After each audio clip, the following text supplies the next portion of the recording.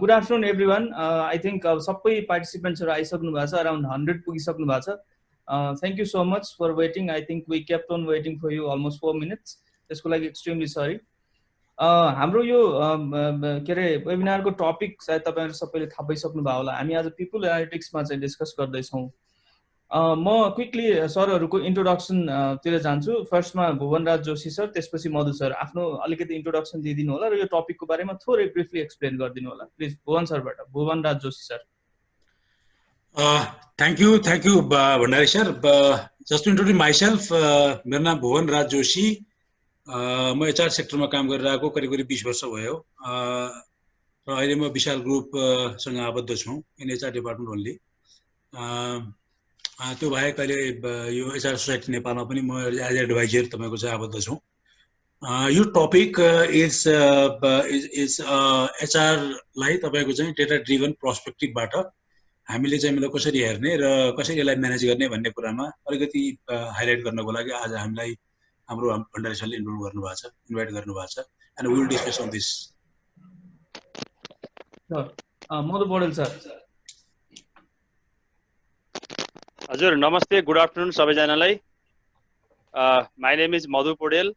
I am associated with Synergy Corporation Nepal operation. Basically Synergy Corporation is based in Singapore and I am taking care of Nepal operation only. So I am also associated with Human Rights Society Nepal as vice president and also as a member of Nepal Bar Council and member of Management Association of Nepal, and I have been doing many researches on management aspect.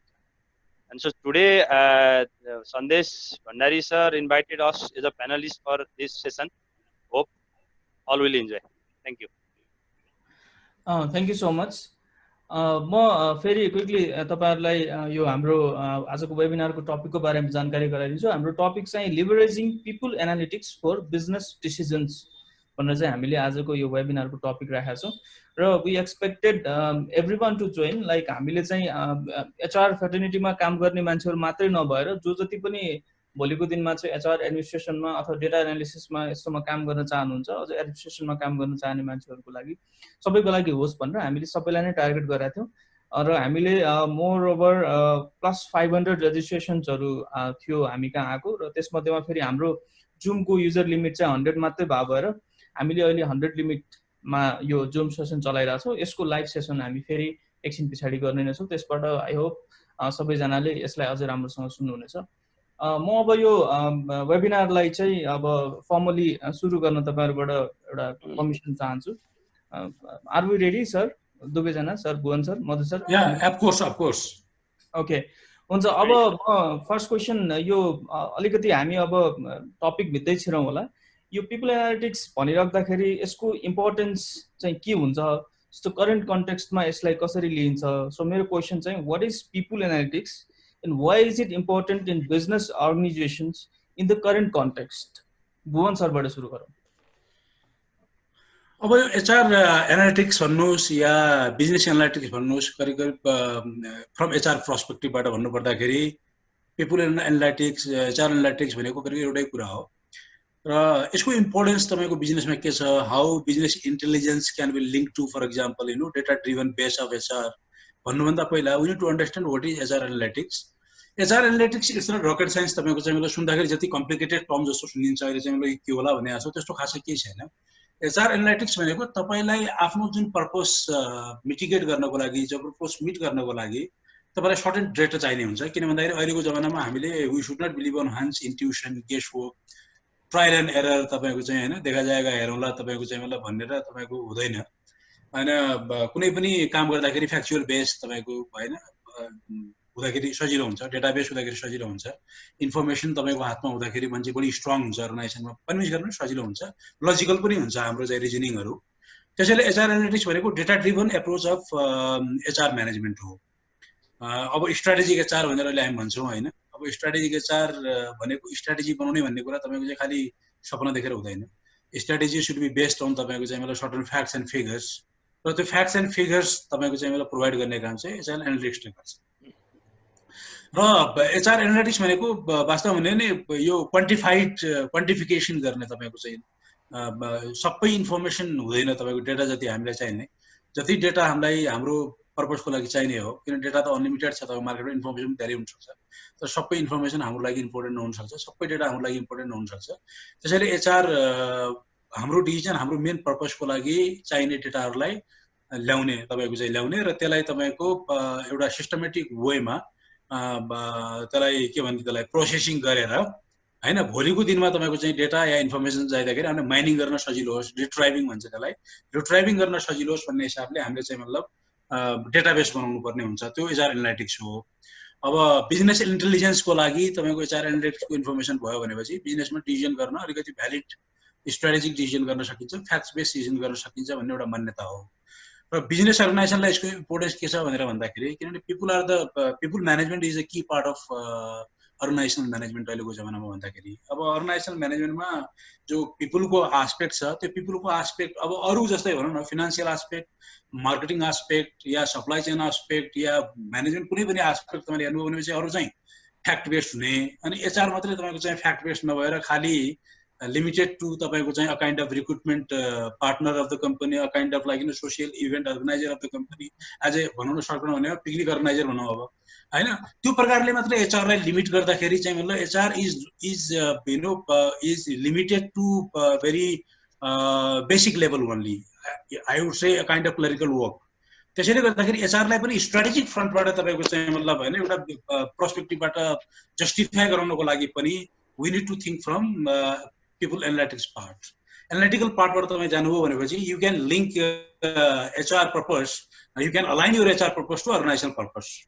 र business अर्गनाइजेसनमा जति पनि चाहिँ मतलब important डिसिजन्सहरू for example हुन्छ with regards to your manning level determination, तपाईँको कति म्यानिङ लेभल राख्ने, pay structure for example compensation म्यानेजमेन्टदेखि लिएर एचआरको कुनै पनि पोलिसिजहरू फर्मुलेसन गर्नको लागि HR analytics is the base. Okay, हस्, थ्याङ्क यू भुवन सर। म फेरि मधु सरसँग जान्छु, सेम क्वेसन मधु सर, अनम्युट गरिदिनु होला प्लिज।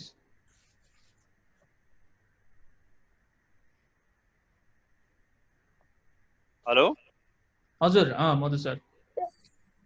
ओके, मैले यहाँहरूलाई अलिकति यो पिपल एनालाइटिक्सको अलिकति इनफ्याक्ट लिटरेचर बेस र मेरो अन्डरस्ट्यान्डिङको कुराहरू चाहिँ सेयर गर्न चाहेँ। बेसिकली पिपल एनालाइटिक्स इज तपाईँको चाहिँ डेटा ड्राइभन प्रोसेस है, related to people is like a human resource, right? The value created from the type of data and the value created from the people by analyzing them is a using statistical tool, and they have to ensure the productivity of the organization for the successful of the business. Basically in terms of leadership, in terms of decision making aspect, यो सबै कुरालाई चाहिँ तपाईको चाहिँ डेटासँग connection गर्ने। अब data चाहिँ कुन लेभलको डेटा लिने भन्दाखेरि यहाँ हामीले अघि चाहिँ डिस्कसमा आएको कुराहरू जस्तै हामीले चाहिँ फाइनान्शियल डेटा, सेल्सको डेटा, अनि हामी प्रफिट एन्ड लसको कुरा, सबै कुराहरू चाहिँ हामीले डेटामा ड्राइभन गरेका छौँ हैन। सबैलाई हामीले इन्टेक गर्ने टुल्सहरू पनि डेभलप गरेका छौँ।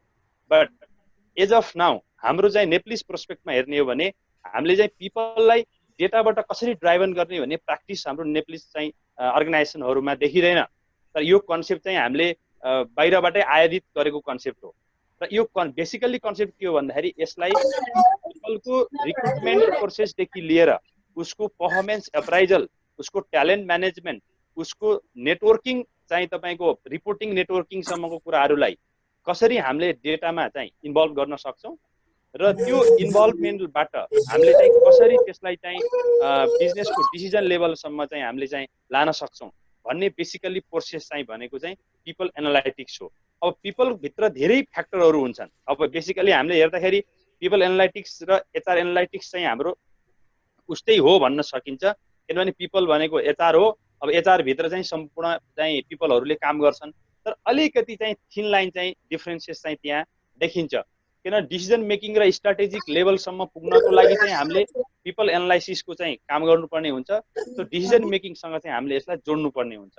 र अर्को हिस्टोरिकल हिसाबले हेर्ने हो भने the analytics in HR that has been largely focused on tracking of basic metrics or providing reports to managers on head count basis, है head counts and यसको attrition, यसको retention र चाहिँ तपाईको people analytics को team सँग कसरी focusing on more and more on using data, and they have to understand that every part of the people, how the people are impacting on the business, its value and its operations.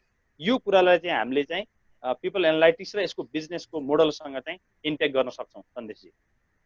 Okay thank you.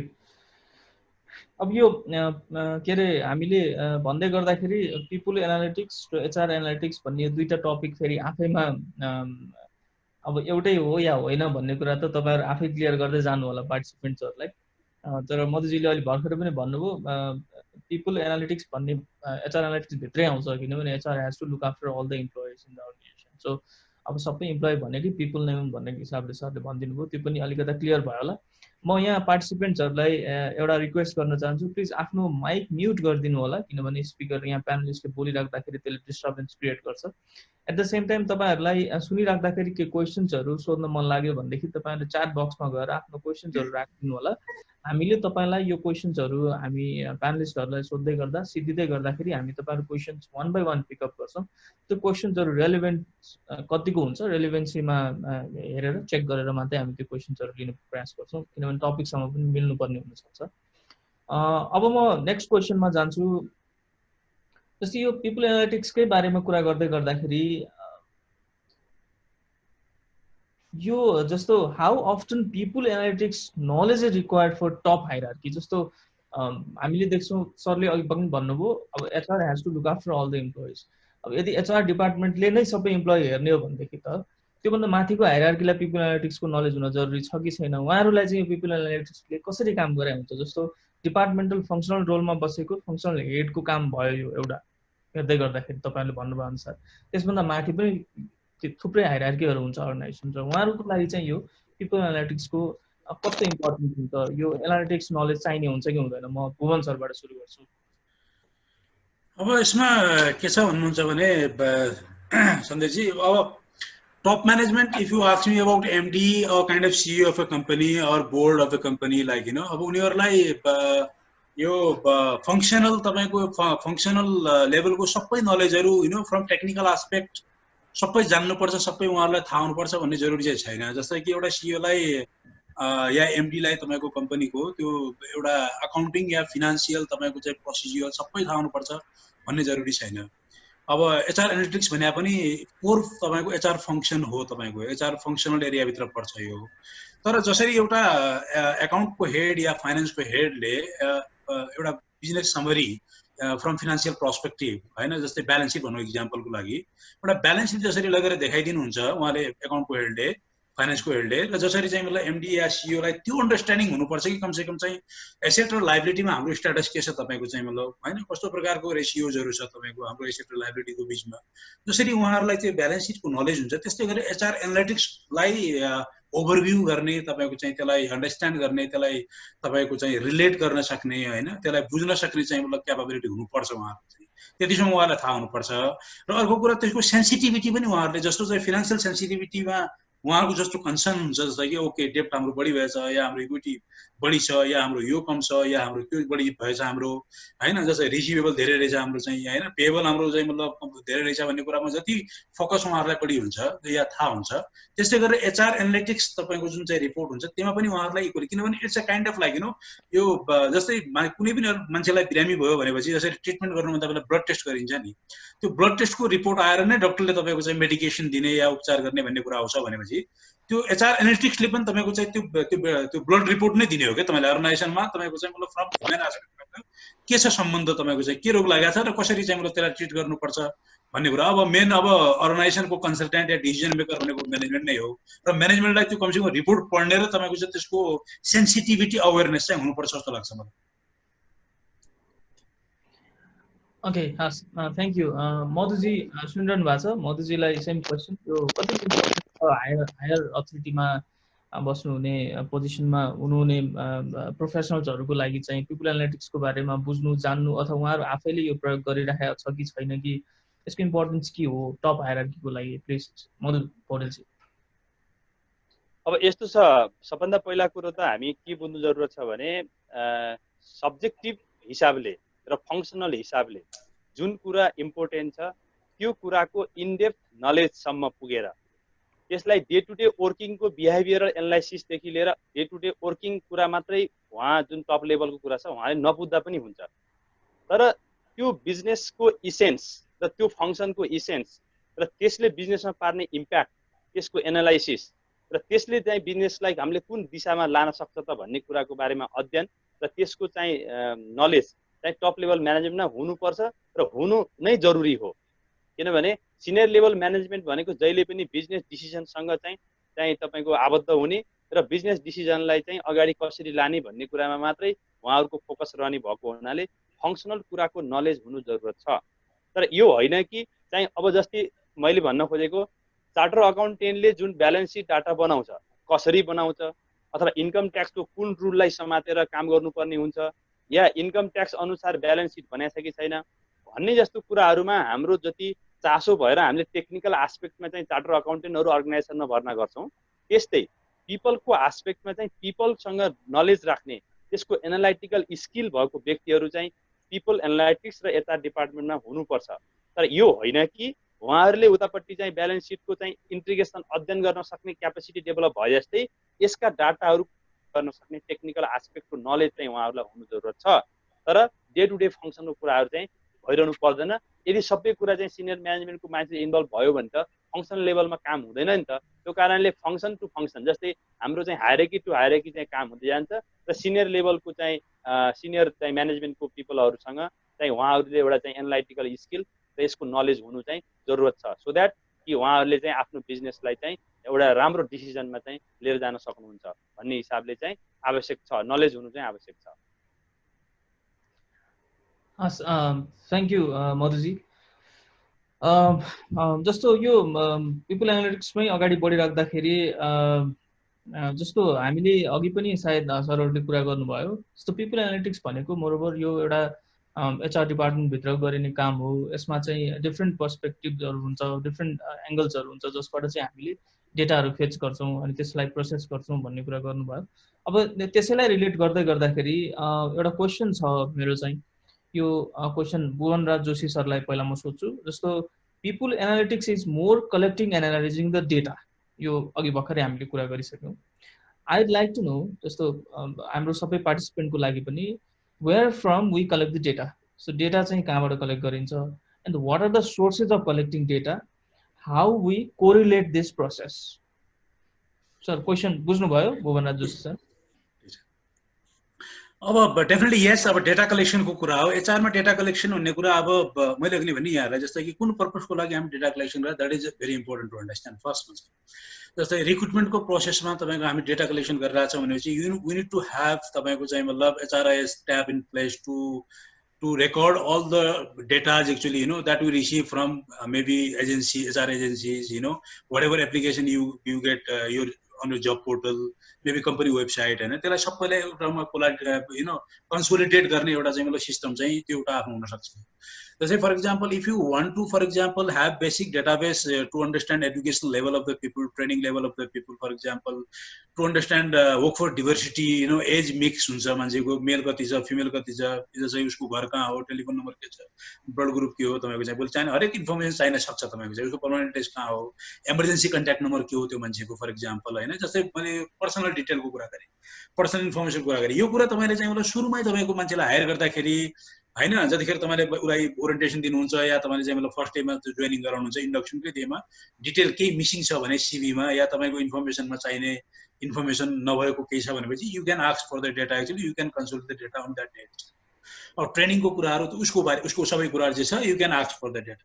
अब कम्पेन्सेसनको example for example होइन, अब तपाईँको data collection process compensation म्यानेजमेन्टतिर focus छ कि you want to benchmark for example your compensation level and you want to understand कि at what level in the industry actually you are at, for example लोमा छ कि मिडियममा छ कि तपाईँ हाईमा हुनुहुन्छ कि इन्डस्ट्रीको रेन्जभन्दा स्यालेरीमा भन्ने कुरा, if that is the purpose behind collecting the data in terms of salary and benefit compensation or monetary, त्यस्तो छ भनेपछि maybe actually you can approach your industry people like colleagues होइन। अब त्यस्तो हुनसक्छ तपाईँको चाहिँ जस्तै कि अब ट्रेडिङ कम्पनी छ भने ट्रेडिङ कम्पनीलाई कलेक्सन गर्न सक्छ उसले, ब्याङ्कहरू छ भने ब्याङ्करको त अब त्यो एसोसिएसनहरू पनि छ, तपाईँको धेरै जस्तो इन्फर्मेसन उनीहरूले एसोसिएसन अर्गनाइजेसनहरूबाट पनि लिन सक्छन्। तपाईँको यो छात्र सङ्गठन भन्छ तिनीहरू अम्ब्रेला अर्गनाइजेसनहरूमा लिन सक्छ।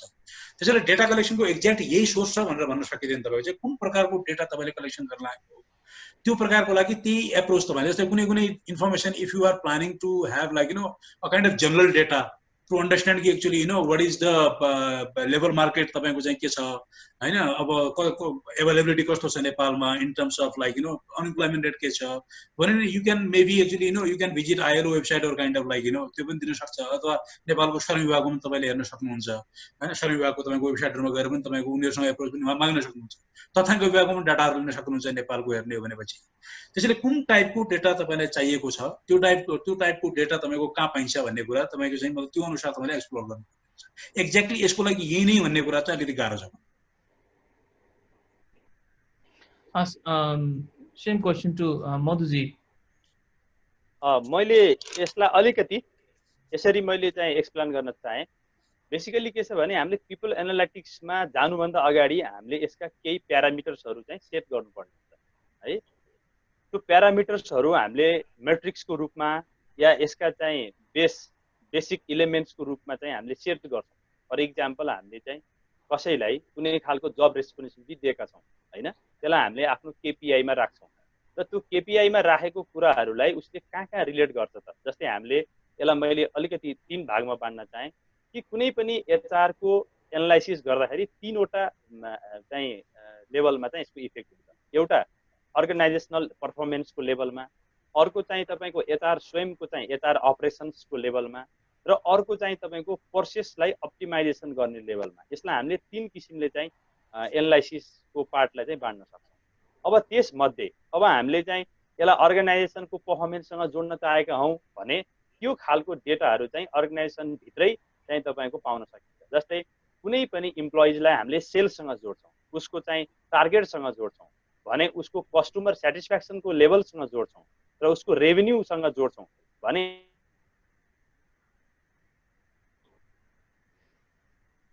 अपरेसन र त्यसको सिस्टम, त्यसको डेटाबेस र हामीले चाहिँ कस्टमरको फिडब्याक, जस्तै हामीले विभिन्न खालका फिडब्याकहरूबाट डेटाहरू कलेक्ट गर्न सक्छौँ र उसको आफ्नो केपिआईसँग रिलेट गर्न सक्छौँ। त्यसलाई हामी मेट्रिक्समा चेन्ज गर्न सक्छौँ र उसलाई एनालाइसिस गर्न सक्छौँ। अब अर्को पक्ष भनेको हामीले चाहिँ एचआर अपरेसनभित्र छ केही कुराहरू चाहिँ हामीले इम्प्रुभमेन्ट गर्नुपर्ने छ। अब त्यहाँभित्रको हामीले चाहिँ सेलेक्सन प्रोसिड्युर्स अथवा उसको चाहिँ रिक्रुटमेन्ट प्रोसेसलाई अझै अघि हामीले भुवनजीले भने जस्तै रिक्रुटमेन्ट गर्दाखेरि हामीले कुन लेभलबाट रिक्रुटमेन्ट गर्ने हो, सोर्स अफ रिक्रुटमेन्ट के हो, त्यो कुरालाई लिएर हामीले डेटाहरू चाहिँ इन्भल्भ गराउन सक्छौँ र त्यो डेटाहरूलाई हामीले मार्केटसँग भएको इन्डस्ट्री लेभलको डेटाहरूसँग कम्पेयर गर्न सक्छौँ र त्यस्तै गरेर हामीले चाहिँ फङ्सनल जबभित्र रहेर उसको रिक्रुटमेन्ट, उसको सेटिस्फ्याक्सन लेभल, उसको पर्फर्मेन्स लेभललाई हामीले चाहिँ रिलेट गर्न सक्छौँ र त्यो कुराहरूलाई हामीले उसको हिस्ट्रीबाट, जस्तै उसको पास्ट इम्प्लोयरहरूको हिस्ट्रीबाट, उसका पास्ट कलिगहरूबाट, उसको रिकमेन्डेसनबाट, उसको नजिकको चाहिँ रिलेटिभहरूबाट हामीले चाहिँ एउटा खालको डेटाहरू लिन सक्छौँ। अब कुन लेभलमा हामीले एनालाइसिस गर्न खोजेको, उसको बिहेभियरल एस्पेक्टलाई हामीले एनालाइसिस गर्न खोजेको हो भने त्यही खालको नेटवर्कमा हामी जानु पर्यो। उसको पर्फर्मेन्सको लेभलमा हामीले एनालाइसिस गर्न खोजेको हो भने केही खालको हामीले पास्ट हिस्ट्री, उसका चाहिँ विगतका बोसहरू, उसका कलिगहरूबाट हामीले डाटाहरू कसरी ल्याउन सक्छौँ त्यो खालको कुराहरू हेर्नु पर्यो। भने एउटा व्यक्तिलाई सेन्टर राखेर गर्ने खालका एचआर भित्रको पिपलहरूलाई हामीले हेर्ने कुरा चाहिँ एउटा पाटो रहन्छ। तर ओभरअल सिस्टमलाई हामीले चाहिँ अब मैले 3rd नम्बरमा भने प्रोसेस अप्टिमाइजेसन गर्न खोजेर रहेछ भने फेरि हामीले प्रोसेस टु प्रोसेसको डेटाहरू चाहिँ अलग अलग बनाउनु पर्छ। त्यो कारणले यसलाई हामीले चाहिँ डेटा आफूलाई के चाहिएको, पर्पज अफ डेटा के हो, त्यसको युटिलाइजेसन के हो र त्यसलाई हामीले कहाँ लिङ्क गर्न खोजेका छौँ, यो 3वटा पक्षलाई लिएर चाहिँ हामीले डेटा एनालाइसिस, डेटाको सोर्सिङ गर्न सक्छौँ र त्यो सोर्सलाई चाहिँ हामीले अप्टिमाइजेसन गर्न सक्छौँ। अब तपाईँलाई मैले एउटा सानो अर्को इक्जाम्पलसँग जोड्न चाहेँ कि पिपल एनालाइटिक्स गर्दाखेरि हामीले बेसिकल्ली चाहिँ हेर्दाखेरि के हुन्छ त, जस्तै एउटा अब्सेन्टिजम हेरौँ कोही व्यक्तिको, त्यसलाई हामीले कुन डाटा कुन सोर्सबाट लिने, यो त एकदम क्लियर छ होइन। उसको रेगुलर चाहिँ हाम्रो सिस्टममा आएको डेटाबाटै हामीले हेर्न सक्छौँ होइन। उसको चाहिँ टाइमिङको बारेमा हेरौँ, उसले कति घन्टा काम गर्छ त, अथवा कति घन्टा अहिले यस्तो जमाना आइसकेको छ कि तपाईँले अफिसमा बसेर अफिसको ल्यापटपमा तपाईँले काम परेकै चिज चलाइरहनु भएको छ या तपाईँले अरू अन्य खालका साइटहरूमा टाइम बिताइरहनु भएको छ। यो कुराहरूको सोर्सिङ चाहिँ हामीले आइटी रिलेटेड कुराहरूलाई लिएर गर्न सक्छौँ। त्यस्तै कुरा अर्ली टर्नओभरको कुरा होला हैन, अथवा कोही मान्छे चाहिँ 1 वर्ष पनि नपुग्दै अर्गनाइजेसन छोडेको होला भने त्यसलाई हामीले त्यही किसिमले चाहिँ एनालाइसिस गर्न सक्छौँ। अब अथवा हामीले प्रमोसन, यो अर्गनाइजेसन भित्र काम गर्ने व्यक्तिहरूलाई अर्गनाइजेसनले कति लामो समयसम्म प्रमोसन गरेको छ गरेको छैन, या कुन बेसिसमा गरेको छ, यो कुराहरू हामीले राख्न सक्छौँ। या अर्को पर म्यान पर क्यापिटाको हिसाबले हामीले चाहिँ टर्नओभरलाई जोडेर हेरेका छौँ भने उसका विगत 4-5 वर्षका हिस्टोरिकल डेटाहरू, पास्ट एनालाइसिसहरू गरेर हेर्न सक्छौँ। भने मोस्ट अफ द थिङ डेटाहरू चाहिँ तपाईँको पर्पजसँग रिलेटेड हुने भएको हुनाले तपाईँ विदिन अर्गनाइजेसनको हेर्न सक्नुहुन्छ। त्यो कारणले हामीले चाहिँ डेटा जरुरत छ र डेटाका सोर्सहरू हामीले आफूले फाइन्डिङ गर्ने र त्यही किसिमले रिलायबिलिटीलाई चाहिँ चेक गर्न सक्छौँ पर्टिकुलरली डेटामा जाँदाखेरि। हस्, थ्याङ्क यू मधुजी। मेरो पार्टिसिपेन्ट्सहरूलाई एउटा रिक्वेस्ट, केही क्वेसन्सहरू पनि राखिरहनु भएको छ, तर प्लिज यो हाम्रो टपिक चाहिँ आजको वर्कसपको टपिक चाहिँ leveraging people analytics for business decision भन्ने छ। यसमा हामीले पिपुल एनालिटिक्स रिलेटेड डिल गरिरहेको छौँ। अब हामीले तपाईँहरूलाई बजारसँग के गर्दा ठिक होला के गर्दा ठिक नहोला भन्ने खालको जवाफ दिन सायद नसकौँला अहिले, किनभने उहाँहरूको आफ्नो एक्सपर्टिज छ, त्यो एरियाभन्दा बाहिरका क्वेसन्सहरू पनि आइरहेको छ। त्यही भएर तपाईँहरूले क्वेसन राख्दाखेरि रेलिभेन्ट क्वेसन्सहरू राखिदिनु होला। आफ्नो च्याट बक्समा गएर प्राइभेट अथवा पब्लिक मेसेज गरेर तपाईँहरूले आफ्नो क्वेसन्सहरू राख्न सक्नुहुन्छ। म बिस्तारै तपाईँहरूको क्वेसनमा आउँछु र प्लिज आफ्नो माइकलाई म्युट राखिदिनु होला। मेरो अर्को क्वेसन चाहिँ मधुजीलाई नै फेरि कन्टिन्यू गर्न चाहेँ। यो पिपुल एनालिटिक्स चाहिँ अहिले इमर्जिङ छ। हामीले अब मेरो आफ्नो बुझाइमा नेपालमा त त्यति धेरै मैले देखिरहेको छैन, तर नेपाल बाहिरका देशहरू, अलिकति विकसित देशहरू, अझै भन्यो भने पश्चिमा मुलुकहरूमा चाहिँ यसको प्र्याक्टिस अलिक बढी भइरहेको जस्तो देखिन्छ। अब यसको चाहिँ के हो, यो पिपुल एनालिटिक्स अहिले इमर्जिङ हो अथवा के हो? खास पिपुल एनालिटिक्स चाहिँ कसरी आइरहेको हो, के हो, नेपालमा के छ यसको अवस्था, यसको बारेमा थोरै बताइदिनुहोस् न मधुजी। अब यसमा हजुरले के बुझ्नु पर्यो भने नि सर, हामीले चाहिँ टाइम अनुसार, जस्तै हाम्रो बेलामा हामी युनिभर्सिटी पढ्ने बेलामा हामीले के कोर्स पढेका थियौँ र आज ओल्ड कतातिर गइरहेछ भन्ने कुरो रेगुलर रूपमा हामीले कन्टिन्युअस एजुकेसन प्रोसेस हुन्छ नि, त्यो कन्टिन्युअस एजुकेसन प्रोसेसमा इन्भल्भ हुने व्यक्तिहरूले चाहिँ यसको इमर्जिङ ट्रेन्ड तुरुन्तै बुझ्नु है। र अहिले ओल्डमा हामीले जति पनि प्र्याक्टिकल कोर्सहरू हेरिरहेका छौँ, यो एनालाइसिसको कुरा होइन, यसलाई एनालाइटिक्स र मोडलिङको हिसाबले हेर्ने हो भने हामीले चाहिँ यसलाई यो एउटा इमर्जिङ कन्सेप्ट भएको छ। किन भएको छ भन्दाखेरि अहिले हामीले काममा वर्कफोर्स मात्र लिएर हुँदैन, हामीले काममा ह्युमन मात्र लिएर हुँदैन, हामीलाई काममा ह्युमन रिसोर्स चाहिएको छ। रिसोर्सलाई हामीले क्यापिटलमा परिवर्तन गर्नुपर्ने छ, जुन क्यापिटलले हामीलाई प्रोडक्टिभिटीसँग लिङ्क गरेर दिन्छ, जुन क्यापिटलले हामीलाई आफ्नो पर्फर्मेन्स दिन्छ, बिजनेसलाई सस्टेनेबिलिटी दिन्छ। यो कुराको फाइन्डिङ, यो कुराको रिसर्च फाइन्डिङ भएको कारणले गर्दा आज एचआर एनालाइटिक्स भनौँ या पिपल एनालाइटिक्स भनौँ, यो एनालाइटिक्स आज इमर्जिङ कन्सेप्टमा गएको छ। किनभने यो टेक्निकल प्रोसेस छ, टेक्निकल्ली चाहिँ तपाईँको डेटा ड्राभन छ। यसलाई चाहिँ डेटा एभालिटीको आधारमा हामीले चाहिँ यसलाई फोरकास्ट गर्न सक्छौँ। भोलि मलाई चाहिने रिक्वायरमेन्ट के हो, म भित्र भएका, मेरो अर्गनाइजेसनभित्र भएका पिपलहरू कति लामो समयसम्म मसँग बस्न सक्छन्, उनीहरूको चाहिँ हिस्ट्री के छ र उनीहरूले कुन किसिमले चाहिँ कामलाई प्रोसेसिङ गरिरहेका छन् र कस्तो कस्तो टेक्निक टुलहरू प्रयोग गरिरहेका छन् र मेरो रेभेन्यू कता गइरहेको छ भन्ने सबै बिजनेसको अहिलेको चाहिँ महत्त्वपूर्ण पक्ष छ। किनभने एउटा व्यक्ति हुँदैमा ऊ अर्गनाइजेसनको लागि रिसर्चफुल व्यक्ति हुन सक्दैन। त्यो कारणले यसलाई रिसर्चफुल बनाउनको लागि, स्किल डेभलपमेन्ट गर्नको लागि, उसलाई ट्रेनिङ निड एसेसमेन्ट गर्नको लागि चाहिँ यसलाई चाहिँ हामीले चाहिँ एउटा एनालाइटिक्सको फर्ममा लानुपर्ने हुन्छ।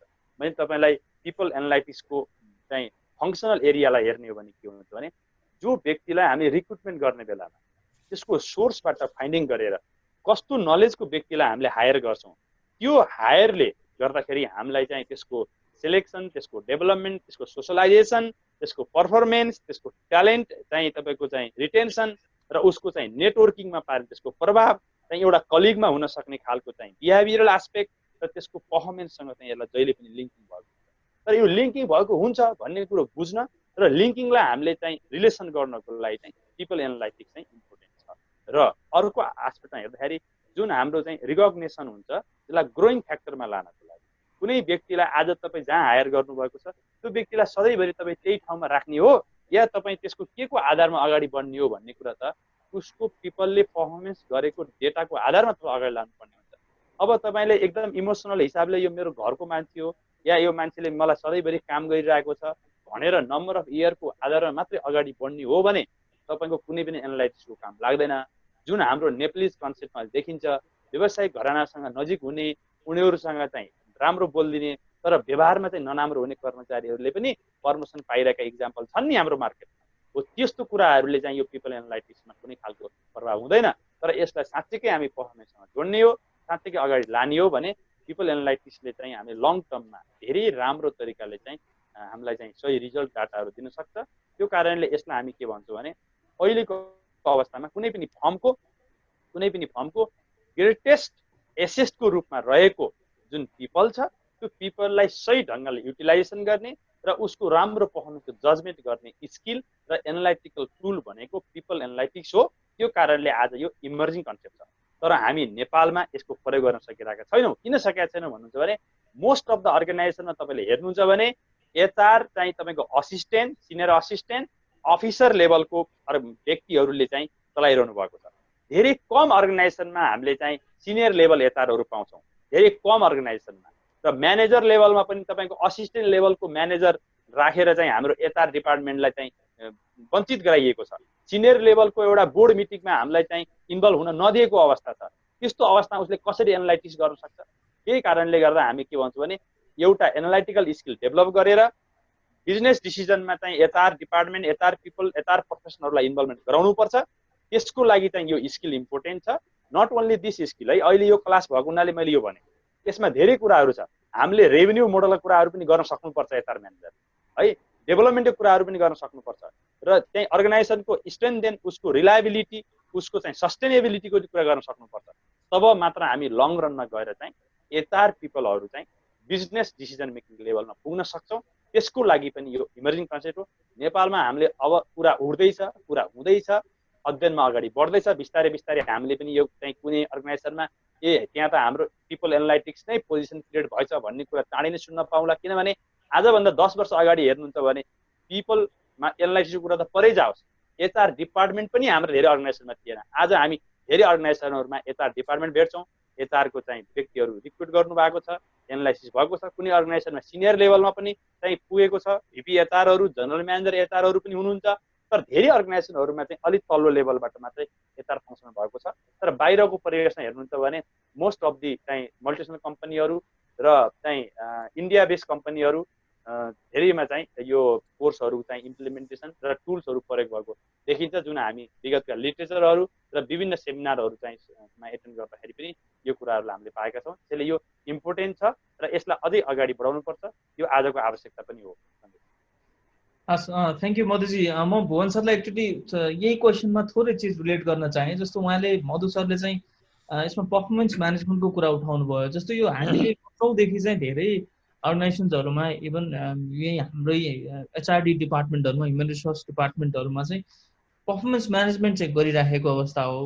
र पर्फर्मेन्स म्यानेजमेन्टमा पनि भेराइटी अफ डेटा त लिइन्छ। एउटा इम्प्लोइ जुन भन्यौँ हामीले पिपल एनालिटिक्सभित्रकै पिपलकै पर्फर्मेन्स एनालाइज गर्दाखेरि अब यो पर्फर्मेन्स म्यानेजमेन्टको एनालिसिस र यो पिपल एनालिटिक्समा चाहिँ केही छ फरक, अथवा यी एउटै हो, अथवा पर्फर्मेन्स म्यानेजमेन्ट चाहिँ यो भित्र पर्ने एउटा कम्पोनेन्ट हो? के हो सर? भुवन सरले थोरै एक्सप्लेन गरिदिनु।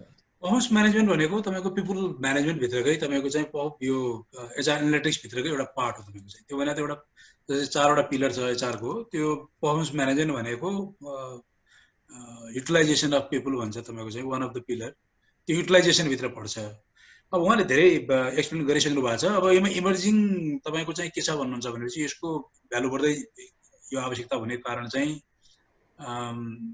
एचआर एनालिटिक्सको कुरा गर्दाखेरि तपाईँले बनाउने कुनै पनि पोलिसिजहरू, कुनै पनि प्लानहरू एचआरमा, किनभने सबै फ्री अफ कस्ट हुँदैन। तपाईँको चाहिँ त्यसको फिनान्सियल लिङ्क हुन्छ, खर्च हुन्छ। त्यो खर्च गर्नको लागि तपाईँले म्यानेजमेन्टलाई या बोर्डलाई तपाईँले कुनै पनि प्रपोजल राख्नुभयो भने तपाईँको त्यतिकै गेस वर्कमा तपाईँको चाहिँ मतलब अहिले कोही पनि मान्छे कन्भिन्स हुँदैन।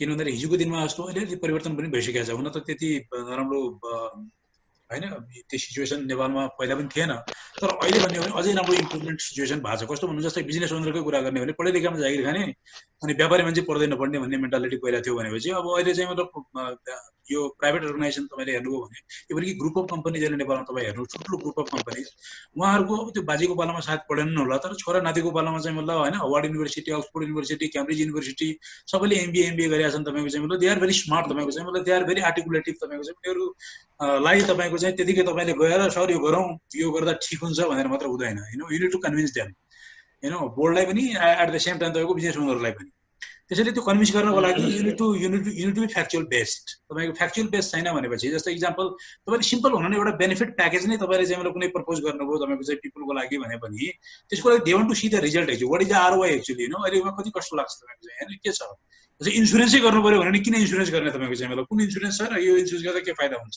तपाईँसँग त्यो डेटाबेस हुनुपर्छ तपाईँको चाहिँ कुनै पनि कुरा तपाईँको त्यतिकै अहिले एसे राइटिङ गरेर होइन त्यो लेटर लेखेर म्यानेजमेन्टलाई दिएर पत्याउँदैन कसैले पनि पत्याउँदैन होइन त्यसैले तपाईँले चाहिँ मतलब टोटल्ली त्यसको आरओआई त्यसको एनालाइसिस फिनान्सियल इम्प्याक्ट तपाईँको चाहिँ त्यसको के रिजल्ट दिन्छ त्यो दिन सक्नुपर्छ एउटा कुरो चाहिँ त्यसैले यो अहिलेको जमानामा एचआरको रोललाई स्ट्रङली पुट गर्नको लागि अगाडि बढाउनको लागि कुनै पनि मैले एउटा इक्जाम्पल दिए मात्र तपाईँलाई कुनै पनि प्लान पोलिसिजहरू कुनै पनि चिज कन्भिन्स गर्न र एप्रुभल गर्नको लागि unit to be factual based. हस् थ्याङ्क यू भुवन सर। अब यसमा पार्टिसिपेन्ट्सहरूले बुझिरहनु भयो होला यहाँ के क्वेसन्सहरू पनि आइरहेछ म त्यसलाई बिस्तारै लिन्छु। म तपाईँहरूलाई एउटा रिक्वेस्ट गर्न चाहन्छु जो जति पनि पार्टिसिपेन्ट्सहरू हुनुहुन्छ तपाईँहरूलाई हामीले एउटा डिजिटल सर्टिफिकेसन गर्छौँ यो के अरे सेसन सकिसकेपछि त्यसको केही टाइम लाग्ला। तपाईँहरूले एउटा फर्मको लिङ्क यहाँ तपाईँहरूले च्याट बक्समा पाउनुहुन्छ त्यो लिङ्कमा गएर फिलअप गरिदिनु होला। त्यो फर्मलाई हेरेर हामीले त्यही अनुसार तपाईँहरूलाई सर्टिफिकेट चाहिँ पठाउँछौँ तपाईँको इमेल एड्रेसमा। त्यो ड्राइभ लिङ्क हुन्छ त्यसबाट तपाईँहरूले डाउनलोड गर्नुपर्ने हुन्छ। हस् अब फेरि म यता सेसनमा आउन चाहेँ। मेरो भुवन सरलाई क्वेसन जस्तै यो पिपल एनालिटिक्सको कन्स्ट्रेन्ट्सहरू चाहिँ के हो? What are the constraints of people analytics? अब कन्स्टेन्ट डेफिनेटली छ। कन्स्टेन्ट नभइदिया भएपछि अहिलेसम्म नेपालमा पिपल एनालिटिक्सले हाइट लिइसकेका हुन्थ्यो होला। अब भर्खरै अहिले हामी पिपल अलिकति एनालिटिकल पार्टबाट हेर्नुपर्छ तपाईँको एचआरलाई होइन खालि तपाईँको पिकनिक गरेर मात्र होइन एचआरको फङ्सन रोल पुरा हुँदैन। तपाईँको एचआर पनि तपाईँको स्ट्राटेजी अघि नै मधुजीले भनेको चाहिँ म पनि त्यो एग्री गर्छु कि तपाईँको धेरै यस्तो कम्पनीहरूमा तपाईँको चाहिँ सिनियर रोल एचआरको छैन धेरै जस्तो कम्पनीमा। इभन कि तपाईँ इन्सुरेन्स कम्पनी हेर्नुहोस् ब्याङ्क हेर्नुहोस् धेरै जस्तो ठाउँमा सिनियर अफिसर एसिस्टेन्ट म्यानेजर लेभलको मान्छेले चलाइरहेछ। डिरेक्टर एचआर भनेको जेनरल म्यानेजर एचआर भनेको धेरै कम कम्पनीहरूमा छ। र जब स्ट्राटेजिक लेभलमा डिपार्टमेन्टको अन्डरमा तपाईँको रिपोर्टिङ एचआरले गरेर देखिन्छ अनफर्चुनेटली होइन। र धेरै ठाउँमा तपाईँको चाहिँ मतलब यो स्ट्राटेजिक लेभलमा तपाईँको अलिकति बोर्ड मिटिङमा जाने तपाईँको चाहिँ या टप लेभलमा तपाईँको जाने होइन हडल मिटिङहरूमा तपाईँको चाहिँ मतलब इन्भल्भ हुने सौभाग्य चाहिँ धेरै कम एचआर प्रोफेसनलहरूले पाउँछन् नेपालमा। र यो दुईवटा कारणले गर्दा हो। एउटा कारण तपाईँको चाहिँ एचआर फ्रम द बिगिनिङ तपाईँको चाहिँ मतलब हामी त्यही क्लरिकल वर्कमा इन्भल्भ छौँ आफू होइन। हामीले आफ्नो प्रोफेसनलाई तपाईँको इस्टाब्लिस गर्न सकिरहेको पनि छैनौँ कि होइन। We are also kind of like strategic तपाईँको resource who can really contribute in business growth होइन भन्ने हिसाबले हामीले पनि तपाईँको चाहिँ वी आर अल्सो एनालिटिकल भन्ने हिसाबले हामी त्यो जान सकेका छैनौँ। उहाँहरूको सोचाइ पनि के छ भन्दाखेरि एचआर भनेको आखिर यही होला सायद होइन। अब यिनीहरूलाई चाहिँ मतलब ठिक छ मतलब काम अराइदिने भनेर ल HR as per the decision which do this भन्ने पनि प्रवृत्ति धेरै कम्पनीमा छ। अब सिनियर रोल छैन भन्दैमा तपाईँको चाहिँ मतलब एचआरले तपाईँको चाहिँ मतलब आफ्नो एउटा भन्छ नि कम्पिटेन्सी अथोरिटी थ्योरी भन्छ तपाईँको चाहिँ। कम्पिटेन्सी अथोरिटी थ्योरी भनेको आफूसँग कम्पिटेन्सी छ भनेपछि you will get the authority होइन। अब आफूसँग कम्पिटेन्सी छ र आफूले तपाईँको चाहिँ रिजनिङ तपाईँको चाहिँ लजिकहरू दिएर राम्रो राम्रो प्रपोजलहरू कम्पनीलाई दिन्छ भने चाहिँ you will get that space in the company. तपाईँको चाहिँ कम्पनी बोलाउन सक्छ यस फलाना मान्छेलाई बोलाउनु एचआरको उसँग आइडिया हुनसक्छ या उसको विचारमा के छ उसले कसरी इन्टरप्रिटेसन गरिरहेछ यो सिनारियोलाई यो चिजमा तपाईँको चाहिँ उसको के छ भ्यू भन्ने कुरा होइन। Position whatever can be like maybe assistant manager or senior officer doesn't matter but you will get the scope तपाईँको त्यो अपर्च्युनिटी तपाईँले स्ट्याटस पाउन सक्छ। त्यसैले मलाई के लाग्छ भन्दाखेरि चाहिँ त्यो विभिन्न कारणले केही कन्स्टेन्टको कारणले गर्दाखेरि यहाँ हामी एचआर तपाईँको चाहिँ स्ट्राटेजिक एचआर प्लस तपाईँको चाहिँ डेटा ड्रिभन बेस्ड एचआर हामी हुन सकिरहेको छैन। अब just to name a few तपाईँको चाहिँ के कन्स्टेन्ट छ भनेर भन्नुपर्दाखेरि मेरो विचारमा एचआर प्रोफेसनलहरू डेटा सेभी नभएको पनि अलिकति हुनसक्छ। तपाईँको अलिक डेटा सेभी नभएको होइन अलि भनौँ जस्तो इक्जाम्पल एचआरआई सफ्टवेयरहरू पनि तपाईँको कम्पनीमा धेरै कम्पनीमा छैनन् होला हैन, किनभने एचआरआई सफ्टवेयरले पनि डेटा पर्पस तपाईँको चाहिँ धेरै फुलफिल गर्छ, डेटा रिट्राइभ गर्नलाई तपाईँलाई हेल्प गर्छ। अब कति ठाउँमा मैले देखाएको छु तपाईँको चाहिँ एचआर सफ्टवेयर चाहिँ छन्, तर एचआर सफ्टवेयर कस्तो प्रकारले बनाएको छ भन्दाखेरि आइटी को पिपुलले बनाएको छ।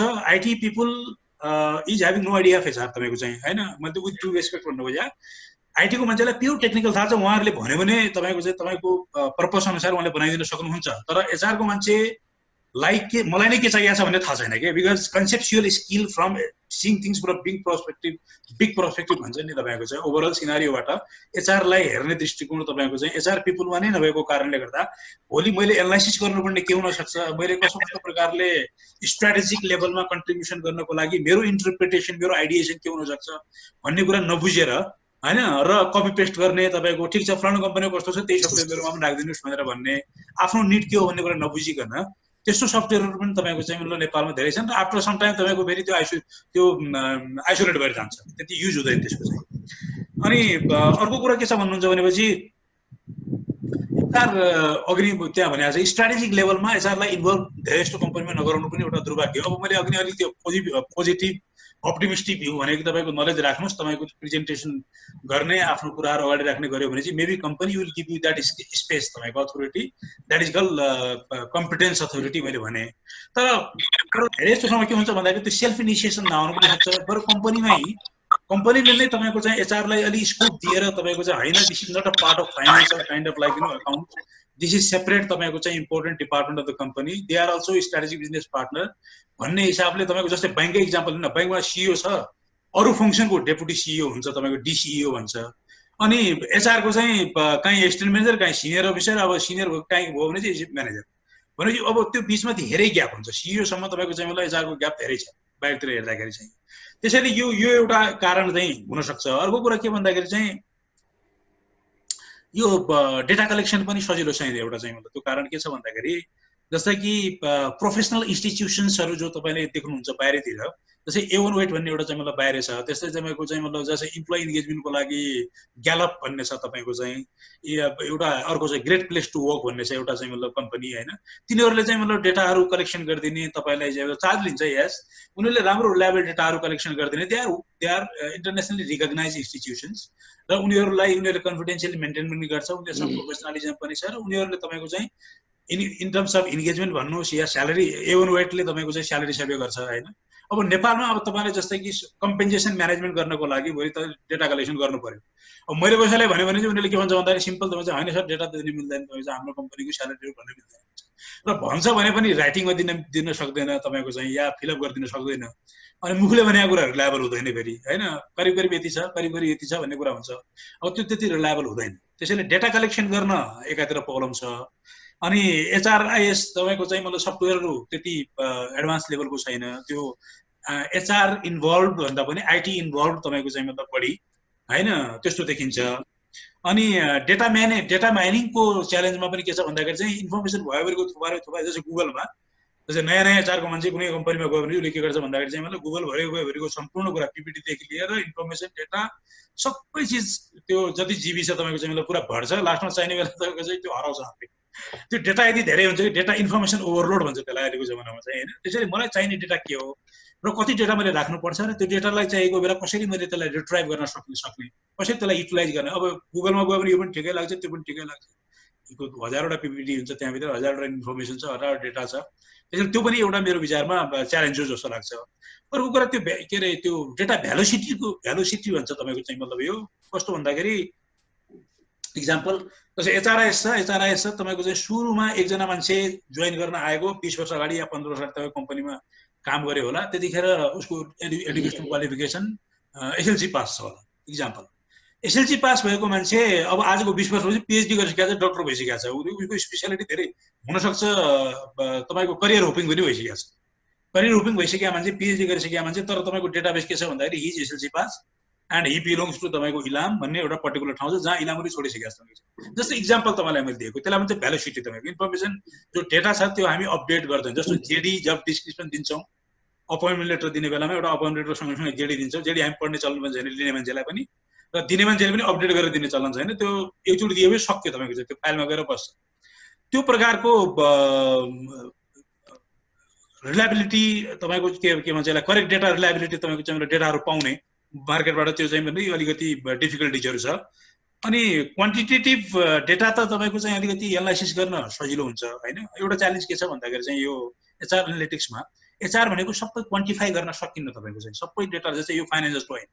फाइनान्समा यु क्यान नम्बरलाई तपाईले चाहिँ मतलब त्यसलाई क्वान्टिफाई गरेर सबै कुरालाई एनालाइसिस गर्न सक्नुहुन्छ। तर एचआर भन्ने चीज तपाईको चाहिँ जस्तै कि मान्छेको फिलिङ इमोसन एम्प्याथी हैन मान्छेको चाहिँ मतलब सेन्टिमेन्ट तपाईको चाहिँ मतलब धेरै बिहेभियरको कुराहरु आउँछ तपाईको चाहिँ। अब त्यसलाई तपाईको चाहिँ a matured perspective of seeing observing तपाईको पिपल पर्सपेक्टिभ र त्यसलाई त्यो के भन्छ त्यसलाई त्यो क्वालिटेटिभ एस्पेक्टलाई किनभने हरेक एस्पेक्टको केही न केही आउटकम त हुन्छ। आउटकम त मेजरेबल हुन सक्छ। त्यो आउटकमलाई तपाईको मेजरेबल क्वान्टिफाई गर्न सक्ने क्यापेबिलिटी तपाईको चाहिँ एचआर प्रोफेसनलहरुमा ल्याकिङ देखिन्छ तपाईको चाहिँ। हो त्यो कारणले गर्दाखेरि पनि यो कन्स्टेन्ट किनभने क्वालिटेटिभ एस्पेक्ट क्वान्टिटेटिभ एस्पेक्ट धेरै नहुने क्वालिटेटिभ एस्पेक्टलाई तपाईको क्वान्टिटेटिभमा रिफर्म गर्न सक्ने चाहिँ क्यापेबिलिटी धेरै मान्छेहरुमा चाहिँ मतलब कम हुने भएको कारणले गर्दाखेरि एउटा च्यालेन्ज मैले त्यो पनि देखेको छु। हस् थ्यांक यू भुवन सर। अब हामीले यो पिपल एनालिटिक्समा कुरा गरिराख्दाखेरि एउटा अर्को क्वेशन पनि छ यो मधु सरलाई रेलेभेन्ट होला। त्यसपछि म फेरि भुवन सरलाई पनि आउँछु। यहाँ एकजनाले सोधि पनि राख्नु भएको छ खासमा यो डेटा ड्रिभन भनिरहनु भएको छ। डेटा रेकर्ड गर्ने कुनै सफ्टवेयर हुन्छ कि नर्मल एक्सेलमा रेकर्ड राख्ने हो कि how can we be sure that data we have gathered outside if the organization are valid and accurate भनेको अर्गनाइजेसन भित्र भन्दा बाहिरबाट लिएको डेटाहरु कतिको भ्यालिड र एक्युरेट हुन्छ। अब डेटा ड्रिभन भनेको चाहिँ कहाँबाट ड्रिभन हुन्छ यसको सफ्टवेयर हुन्छ कि के हुन्छ कि भनेर यो सुषमा श्रेष्ठले सोधिरहनु भएको छ। म यही क्वेशनमा फेरि हाम्रो स्ट्यान्डर्ड क्वेशनलाई लिंक गर्छु मधुजीलाई। यो अन्डरस्ट्यान्डिङ अफ स्ट्याटिस्टिक्स अथवा कम्प्युटर एप्लिकेशन्सहरु त्यो प्रोग्रामहरु हुन्छ एक्सेल अथवा अरु थुप्रै हामी कम्प्युटर एप्लिकेशन्सहरु एसपीएसएस डेटा सफ्टवेयरहरु हुन्छ। यस्ता खालको सफ्टवेयरहरुको नलेज कतिको जरुरी हुन्छ for career in people analytics. जस्तो म आफै करियर बनाउन खोजिरहेको छु पिपल एनालिटिक्समा भनेदेखि के हो खासै यो डेटा ड्रिभन भनेको के हो where from data is driven. त्यसपछि गएर यो स्ट्याटिस्टिक्स जुन अब मानिलिउँ म चाहिँ मास्टर्स गरेको छु तर म म्याथमेटिक्समा त्यति धेरै चाहिँ स्ट्रङ छैन। म्याथमेटिक्स म जेनतेन पास गरेर मास्टर्स गरेर मान्छे हो। अब म डेटा प्रोसेसिङ र डेटा एनालिसिसको मामलामा चाहिँ त्यति धेरै चाहिँ म स्ट्रङ छैन भनेदेखि त मेरो लागि यो पिपल एनालिटिक्स हुने हो कि हैन यो पनि सँगै जम्बल गरेर मैले सोधेँ मधुजीलाई। हजुर धन्यवाद सन्देशजी। अब यस्तो कुरालाई हामीले कहाँनिर जोडौँ भने नि सबभन्दा पहिला त कुनै पनि काममा जाँदाखेरि त्यसको सर्टेन चाहिँ तपाईको क्वालिफिकेसन रिक्वायरमेन्ट त भइ नै हाल्छ है। अब मैले चाहिँ काम गर्ने क्रममा मसँग स्किल छैन भने मैले त्यो स्किललाई चाहिँ कसरी सिक्ने हैन। अब अर्गनाइजेसनले सिकाउँछ या आफैले सिक्ने। अहिलेको परिवेश के छ भन्नुहुन्छ भने 21st सेन्चुरीको स्किल रिक्वायर्ड फर जब भनेर हामीले चाहिँ कुनै पनि ठाउँमा सोच विचार गरेर हेर्यौं भने हामीले एउटा कुरा पाउँछौँ। पहिलो कुरा के हुनुपर्छ भन्दाखेरि पहिलो कुरा चाहिँ हामीलाई के हुनुपर्छ भन्दा हामीले अहिलेको अवस्थामा आफूलाई अपडेट गर्नु पहिलो जरुरत एक। दोस्रो नम्बर कुरा चाहिँ के हो भन्दाखेरि डेटा ड्रिभन भनेको अर्थ के हो भने यसलाई सबभन्दा पहिला इन्टेक गर्ने डाटा राख्ने कुनै खालको सफ्टवेयर त अहिलेको जमानामा धेरै व्यक्तिहरुसँग छ या छैन भने मार्केटमा सफ्टवेयर डेभलपमेन्ट कम्पनीहरुले एचआरआईएस का धेरै राम्रा चाहिँ सफ्टवेयरहरु बनाएका छन्। अब यो नेपालमा मात्र पनि बनेको छैन यो वर्ल्ड वाइड बनेको छ धेरै ठाउँमा बनेको छ डेटाहरु। दोस्रो नम्बर कुरा चाहिँ हामीसँग यो स्किल स्ट्याटिस्टिकल स्किल हुन जरुरत छ कि छैन भन्ने भने हामीले सिम्पली हेर्दा के बुझ्छौं भने स्ट्याटिस्टिकल स्किल जरुरत छ। अब स्ट्याटिस्टिकल स्किल धेरै यसलाई मेजरमेन्ट गर्ने धेरै तरिका होला किनभने सिम्पल देखि लिएर यसको कम्प्लिकेटेड सम्म सिम्पल देखि लिएर यसको चाहिँ तपाईको डेटालाई प्रोसेसिङ गर्ने सफ्टवेयर सिस्टमदेखि लिएर यसको स्किललाई मेजर गर्न पर्ने धेरै कुराहरु छन् जसलाई अहिले मैले चाहिँ सिम्पली वर्डमा भनेर नमिल्ला। तर मैले यति कुरा के भन्छु भने सिम्पल व्यक्तिको बारेमा अध्ययन गर्नको लागि उसको अघि भुवनजीले भने जस्तै उसको इम्प्याथी उसको चाहिँ बिहेभियर उसको एटिट्युड उसको लोयल्टी एस्पेक्टलाई हामीले क्लियर कट कुनै डाटामा लगेर चाहिँ नम्बरिङ दिन चाहिँ सक्दैनौँ है। यो व्यवहारिकताको हिसाबले प्र्याक्टिकलको हिसाबले चाहिँ समस्या छ। तर त्यसका लागि आवश्यक पर्ने डेटाहरूलाई हामीले चाहिँ कलेक्सन गर्न सक्छौँ। किनभने यो पिपल एनालाइटिक्स भनेको चाहिँ मोर ओभर चाहिँ हाम्रो चाहिँ यो प्रब्लम सल्भिङ टेक्निक हो।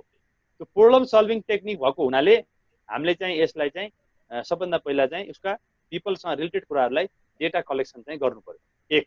नम्बर दुई हामीले के गर्नु पर्यो भन्दाखेरि त्यो डेटा कलेक्सन गरेको चिजलाई एउटा कुनै सिस्टम र प्रोसेसमा राख्नको लागि हामीसँग सिस्टम हुनु पर्यो, डेटा राख्ने सिस्टम हुनु पर्यो। छैन भने अब हामीले कन्भेन्सन वेबाट हामीले चाहिँ डाटाहरू चाहिँ राख्न सकिन्छ।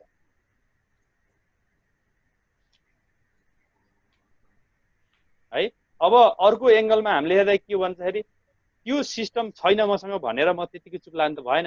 अब त्यही कारणले हामी के भनेको छ भने investment into people and investment into technology, यो दुईटै चिज हुनु जरुरत छ। किन मसँग केही पनि छैन, म लगानी पनि गर्दिनँ भने मैले सिधा चाहिँ तपाईँको सबै चिज खोजेर त पाउने अवस्था रहँदैन। त्यही कारणले हामीले त्यसलाई मेजर गर्नको लागि, डेटालाई मेजर गर्नको लागि, उसलाई हिस्टोरिकल इन्फर्मेसनलाई हामीले क्याप्चर गर्नको लागि र उसका विभिन्न खालका एभरेजिङहरू निकाल्नको लागि अब सिम्पल टुलहरू पनि प्रयोग गर्न सक्छौँ भने हामी डेटालाई चाहिँ मेजर गर्ने सिस्टम डाटाहरू पनि राख्न सक्छौँ। अब डाटा राख्ने मात्रै त कुरा इम्पोर्टेन्ट भएन, त्यसलाई हामीले चाहिँ एनालाइसिस गर्नु पर्यो नि। बिजनेसका चाहिँ युनिटहरूसँग, बिजनेसको पर्फर्मेन्ससँग हामीले चाहिँ एनालाइसिस गर्नु पर्यो। हो, त्यो एनालाइसिस गर्नको लागि तपाईँ आफैले समय लगाएर, टाइम लगाएर गरिरहँदाखेरि टाइम लाग्न सक्छ। त्यो कारणले हामीले चाहिँ जुन स्ट्याटिस्टिकल टुलहरूलाई प्रयोग गरेर सफ्टवेयरहरू डेभलप भएका छन् ती सिस्टमहरूलाई चाहिँ हामीले एडप्ट गर्न सक्छौँ, टेक्नोलोजी लिन सक्छौँ र तब मात्र त्यो निस्केको डेटालाई चाहिँ हामीले चाहिँ बिजनेसको डिसिजनमा चाहिँ अप्लाई गर्न सक्छौँ र त्यो डिसिजनमा अप्लाई गरिसके, त्यो बिजनेस डिसिजनमा अप्लाई गरिसके त्यसको रिजल्ट पनि राम्रो हुन्छ भन्ने चाहिँ यसको मान्यता हो। त्यो कारणले हामीले के बुझ्नु पर्यो भने आफूले करियर बनाउँदैछु म चाहिँ अब आज एउटा कुरा के बुझ्नु पर्यो भने आजको दिनमा हामीले नेपालमा एचआर एनालाइटिक्स, एचआर मेट्रिक्सलाई र एचआर पिपल एनालाइटिक्सलाई चाहिँ प्रयोग भएको हामी धेरै इक्जाम्पलहरू भेट्दैनौँ। यदि कसैले गरिरहनु भएको छ भने यही अघि चाहिँ हामीले भने जस्तो डेटा दिनलाई यहाँ हाम्रो नेपाली सोसाइटी चाहिँ बढी चाहिँ हिचकिचाउँछ, होला त्यस्तै होला गरिरहेछौँ हुन्छ भन्छ, किनभने क्लियरली आफ्नो इन्फर्मेसन दिने चाहिँ अलिकति चलन छैन। त्यो कारणले हामी के बुझ्छौँ भने अहिलेसम्म हाम्रो नलेजमा आएको छैन। त्यो कारणले हामी यो भन्दैनौँ हुँदै छैन भनौँ भने, किनभने अँध्यारोमा धेरै कुराहरू हुन सक्छन्, छ भनौँ भने मैले थाहा पाएको छैन। त्यही कारणले म के भन्छु भने यहाँ प्रयोग नभए पनि यो कल्चर डेभलप भइसक्यो। अघि नै मैले भनिसकेँ इमर्जिङ कन्सेप्टमा हामी गइसकेका छौँ, यो सिक्नुपर्ने छ। यदि हाम्रो कुनै एचआर फेडरेटिभमा काम गर्ने चाहिँ साथीहरूसँग तपाईँसँग चाहिँ म्याथमेटिकल, फाइनेन्सियल र एनालाइटिकल स्किल कम छ भने त्यो स्किललाई चाहिँ डेभलप गर्न सुरु गर्नुहोस्। Either investing from your organisation or investing your self for your career, त्यो हुनु जरुरत छ, गर्नुपर्छ। र अब मैले अघि एउटा कुरालाई जोड्न चाहे, फेरि अघि भने जस्तै अब म +2 पास गरेर ब्याचलर पढ्नुपर्छ भने जस्तो यहाँ क्लियर चाहिँ त्यो इलिजिबिलिटी क्राइटेरिया फिक्स छैन कि म एचआर अफिसर छु, म पिपल एनालाइटिक्समा जानको लागि मसँग के स्किल हुनुपर्छ भन्ने कुरा आफैले बुझ्नु पर्यो। किनभने स्टेपिङ 1, स्टेपिङ 2, स्टेपिङ 3 भन्ने हुँदैन। म आफ्नो करियर कहाँबाट सुरु गर्ने? बट अभियसली तपाईँले आफूलाई चाहिँ एनालाइटिकल स्किलसँग पुग्नको लागि बेस लेभल नलेज हुनु जरुरत छ। मान्छेले कसरी काम गर्छ, उसको बिहेभियर एस्पेक्ट के हुन्छ, उसको लोयल्टी एस्पेक्ट के हुन्छ, उसको टाइमिङ के हुन्छ, कुन टाइम फ्रेममा उसले कति पर्फर्मेन्स दिइरहेको छ, ऊ कस्तो एटिट्युडको मान्छे हो, कस्तो अरूसँग बिहेभ गरिरहेछ भन्ने कुरो जान्नु भएन भने हजुरहरूले चाहिँ एनालाइसिस गर्न सक्नुहुन्न, जसले अभियसली तपाईँले सोचे अनुसार डिजायर रिजल्ट चाहिँ नआउन सक्छ। त्यो कारणले यसलाई अलिकति हामीले चाहिँ क्वान्टिटेटिभ फ्याक्टरलाई मात्रै नहेरौँ, अलिकति क्वालिटेटिभ फ्याक्टरलाई पनि हेरेर जाउँ, तब मात्र हामीले चाहिँ यसलाई सही ढङ्गले प्रयोग गर्न सक्छौँ भन्ने मेरो विचार छ। Thank you Madhuji. हाम्रो यो क्वेसन चाहिँ अघि सोध्नु भएको थियो कि श्रेष्ठ थियो उहाँको नाम चाहिँ, सायद यहाँ च्याट बक्समा मैले देखिनँ अहिले। एनिवे उहाँले जवाब पाउनुभयो होला। अब यहाँ अर्को क्वेसन पनि छ, म यो भुवन सरसँगै जान्छु, यो हाम्रो स्ट्यान्डर्ड क्वेसनसँग पनि म्याच गरिरहेछ। जस्तै यो सुजितले लेख्नु भएको छ, as explained earlier practice of HR analytics is not seen in context of Nepal. How will this motivate to the newcomers to choose this field as their career? हैन, न्यूकमर्सहरुको लागि यो करियर कसरी बनाउने भनेर जस्तो हाम्रो क्वेशन पनि छ यहाँ मैले बनाइराको। जस्तो where can a fresh graduate start a career in people analytics? Bhuwan सरसँगबाट सुरु गर्छु। अब गुड क्वेसन तपाईँ, गुड कन्सर्न होइन। अब यसलाई चाहिँ मेरो विचारमा के लाग्छ भनेपछि एचआर एनालिस्टलाई ठुलो एउटा हाउबुजी बनाउनु पर्ने जरुरी केही पनि छैन होइन। It's not a rocket science तपाईँको, it's not difficult at all तपाईँको चाहिँ, it's not any is no sophistication as such तपाईँको चाहिँ। यो भने तपाईँको चाहिँ जस्तै एचआर एनालिटिक्समा मैले कहाँबाट सुरु गर्ने, के गर्ने, यसको लेभल के हुन्छ त्यो भन्ने कुरा अनेस्ट तपाईँलाई भन्ने हो भनेपछि कम्पनीमा 20 वर्ष काम गरेर पनि कोही मान्छे एनालिटिकल स्किल नहुन सक्छ, कोही मान्छे तपाईँको 1-2 वर्ष काम गरेर पनि उसको एनालिटिकल स्किल धेरै राम्रो हुन सक्छ तपाईँको चाहिँ। यो भनेको just your perspective of seeing things around हो होइन। एचआर एनालिटिक्स भनेको यो होइन कि you are becoming mathematician in the company होइन। तपाईँ भोलि आएर चाहिँ मलाई एचआरमा अहिलेसम्म खालि के भन्दाखेरि अहिलेसम्म मैले सुरुमा भनेको छ हामी हन्च, इन्ट्युसन, गेसवर्क, ट्रायल एरर, एसे राइटिङबाट हामी एचआर चलाइरहेछौँ। त्यो नभएर अब अलिकति बेसिक तपाईँको चाहिँ मतलब इन्फर्मेसन डेटा प्रिपेयर भएर होइन, डेटा पनि मैले त हजुरलाई भने नि धेरै डेटा कलेक्सन गरेर आफूलाई त्यहीभित्र डुबाउने, आफू त्यहीभित्र पुर्रिने होइन। फेरि चाहिने डेटा, रिलेभेन्ट डेटा, जो डेटा तपाईँको इन्फर्मेसनमा कन्भर्ट हुन्छ तपाईँको चाहिँ, जो डेटा हाम्रो लागि चाहिँ मतलब तपाईँको के भन्छ नलेज म्यानेजमेन्ट भन्छ, अहिलेको जमानामा के भन्छ आर्टिफिसियल इन्टेलिजेन्स भन्छौँ हामी, ती सबै एउटै कुरा हो नि तपाईँको।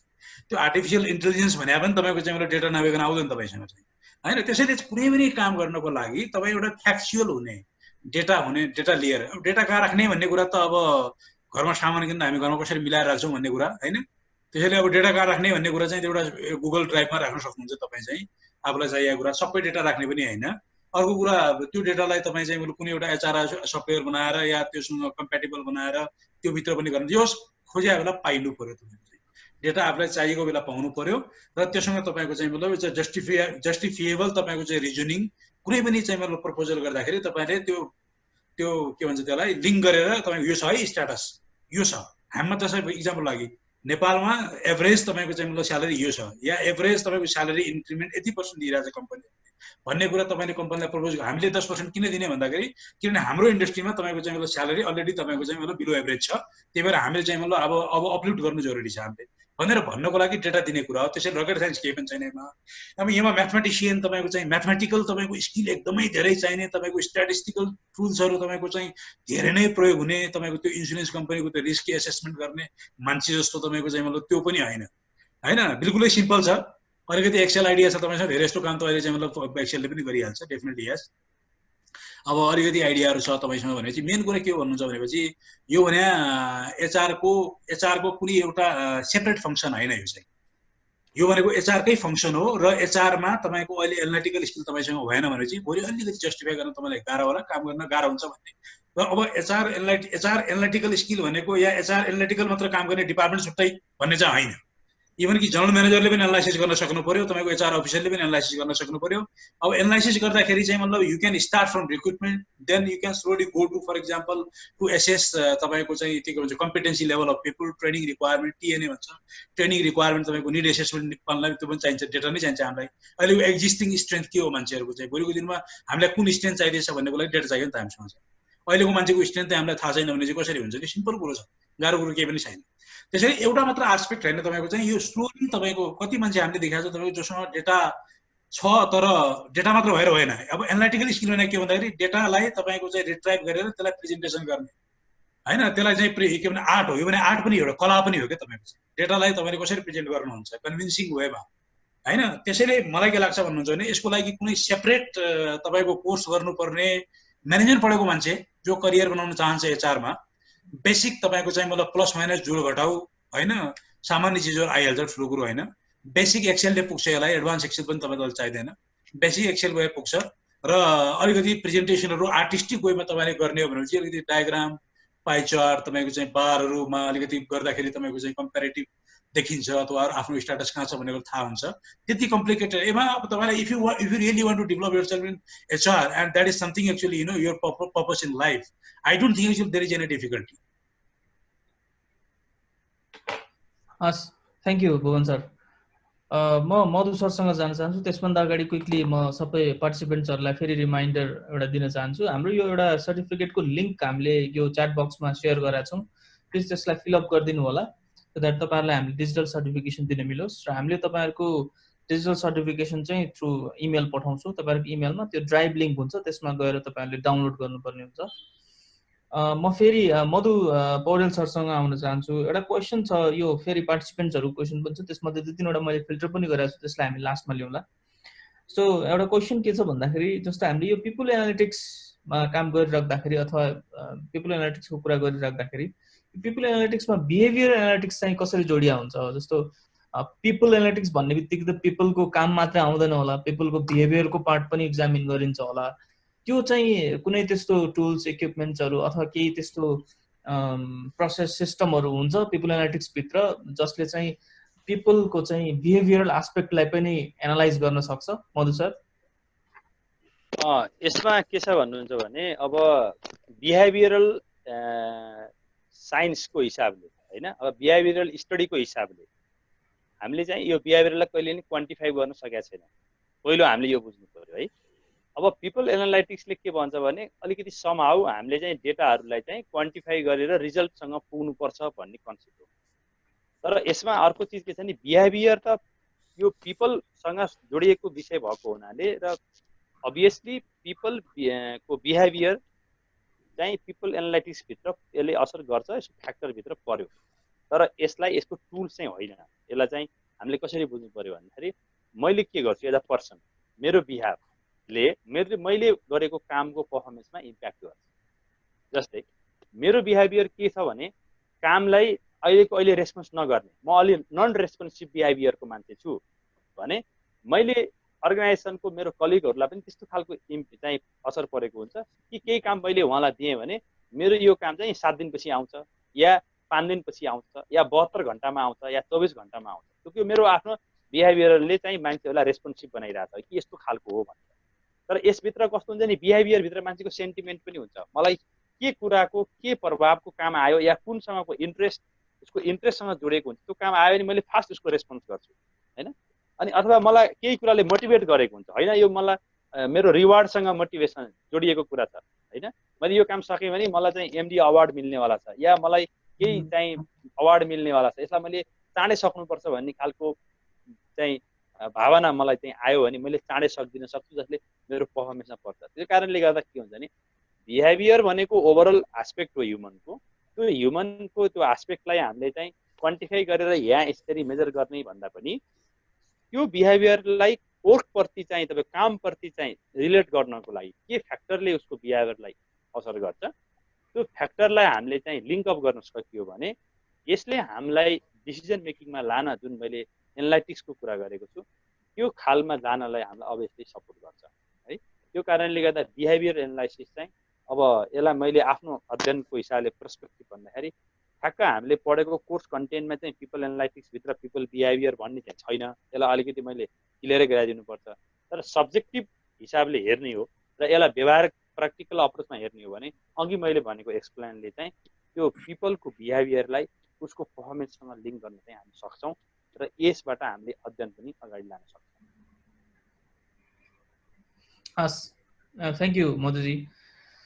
अब म वान बाई वान हाम्रो पार्टिसिपेन्ट्सहरूको क्वेसन्सहरू लिन्छु, त्यसमा अब कतिको रेलिभेन्ट छ त्यसलाई पनि हेर्दै गर्दाखेरि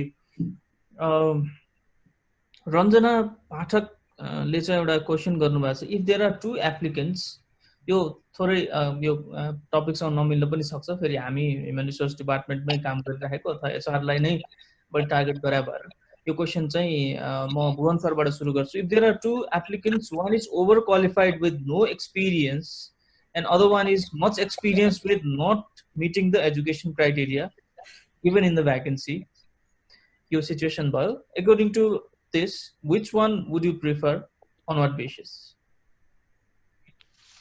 Okay, गुड क्वेसन। तपाईको एउटा एक्सपिरियन्सको कुरा आयो हैन, एउटा एजुकेसनको कुरा आयो, तपाईँ चाहिँ which is तपाईको चाहिँ which is preferable भन्ने कुरा। अब यसमा के छ भन्नुहुन्छ भनेपछि मेरो आफ्नो विचारमा चाहिँ हामीले एजुकेसन एन्ड तपाईको एक्सपिरियन्स त्यो दुईटैलाई के ओभरवेलमिङ गर्ने भन्छ नि, एकदमै बढी तपाईको फोकस एजुकेसन यो नभइकन हुँदै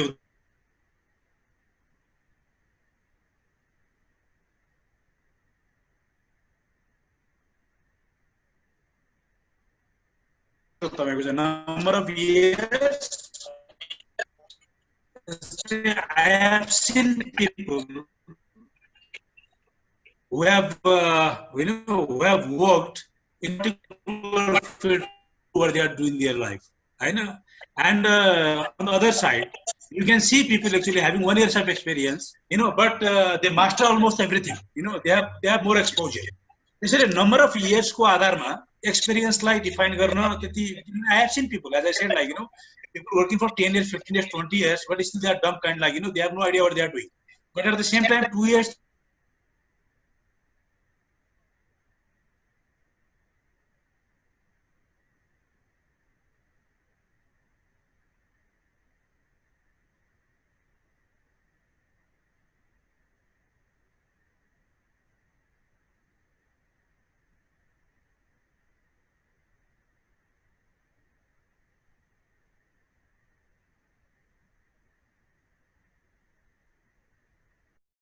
सँग त्यो मान्छे फिट हुनेवाला छ कि छैन र त्यो मान्छेले अर्गनाइजेसनको कल्चर सुट गर्छ त्यसलाई भने it's a win win kind of like किनभने एउटा मात्र अर्गनाइजेसनले मात्र मान्छे छान्ने भन्ने हुँदैन अहिलेको जमानामा हैन मान्छेले पनि अर्गनाइजेसन छान्ने हो त्यसैले त्यसरी जानुपर्छ जस्तो लाग्छ मलाई चाहिँ किनभने एजुकेसन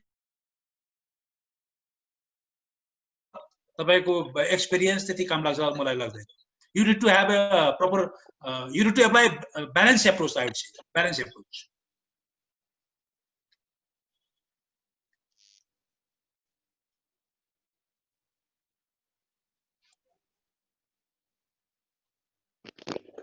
Sandesh ji,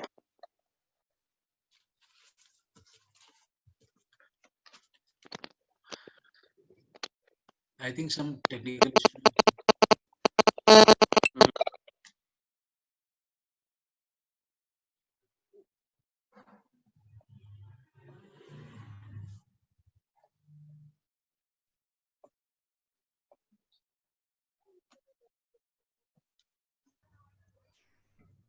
हजुर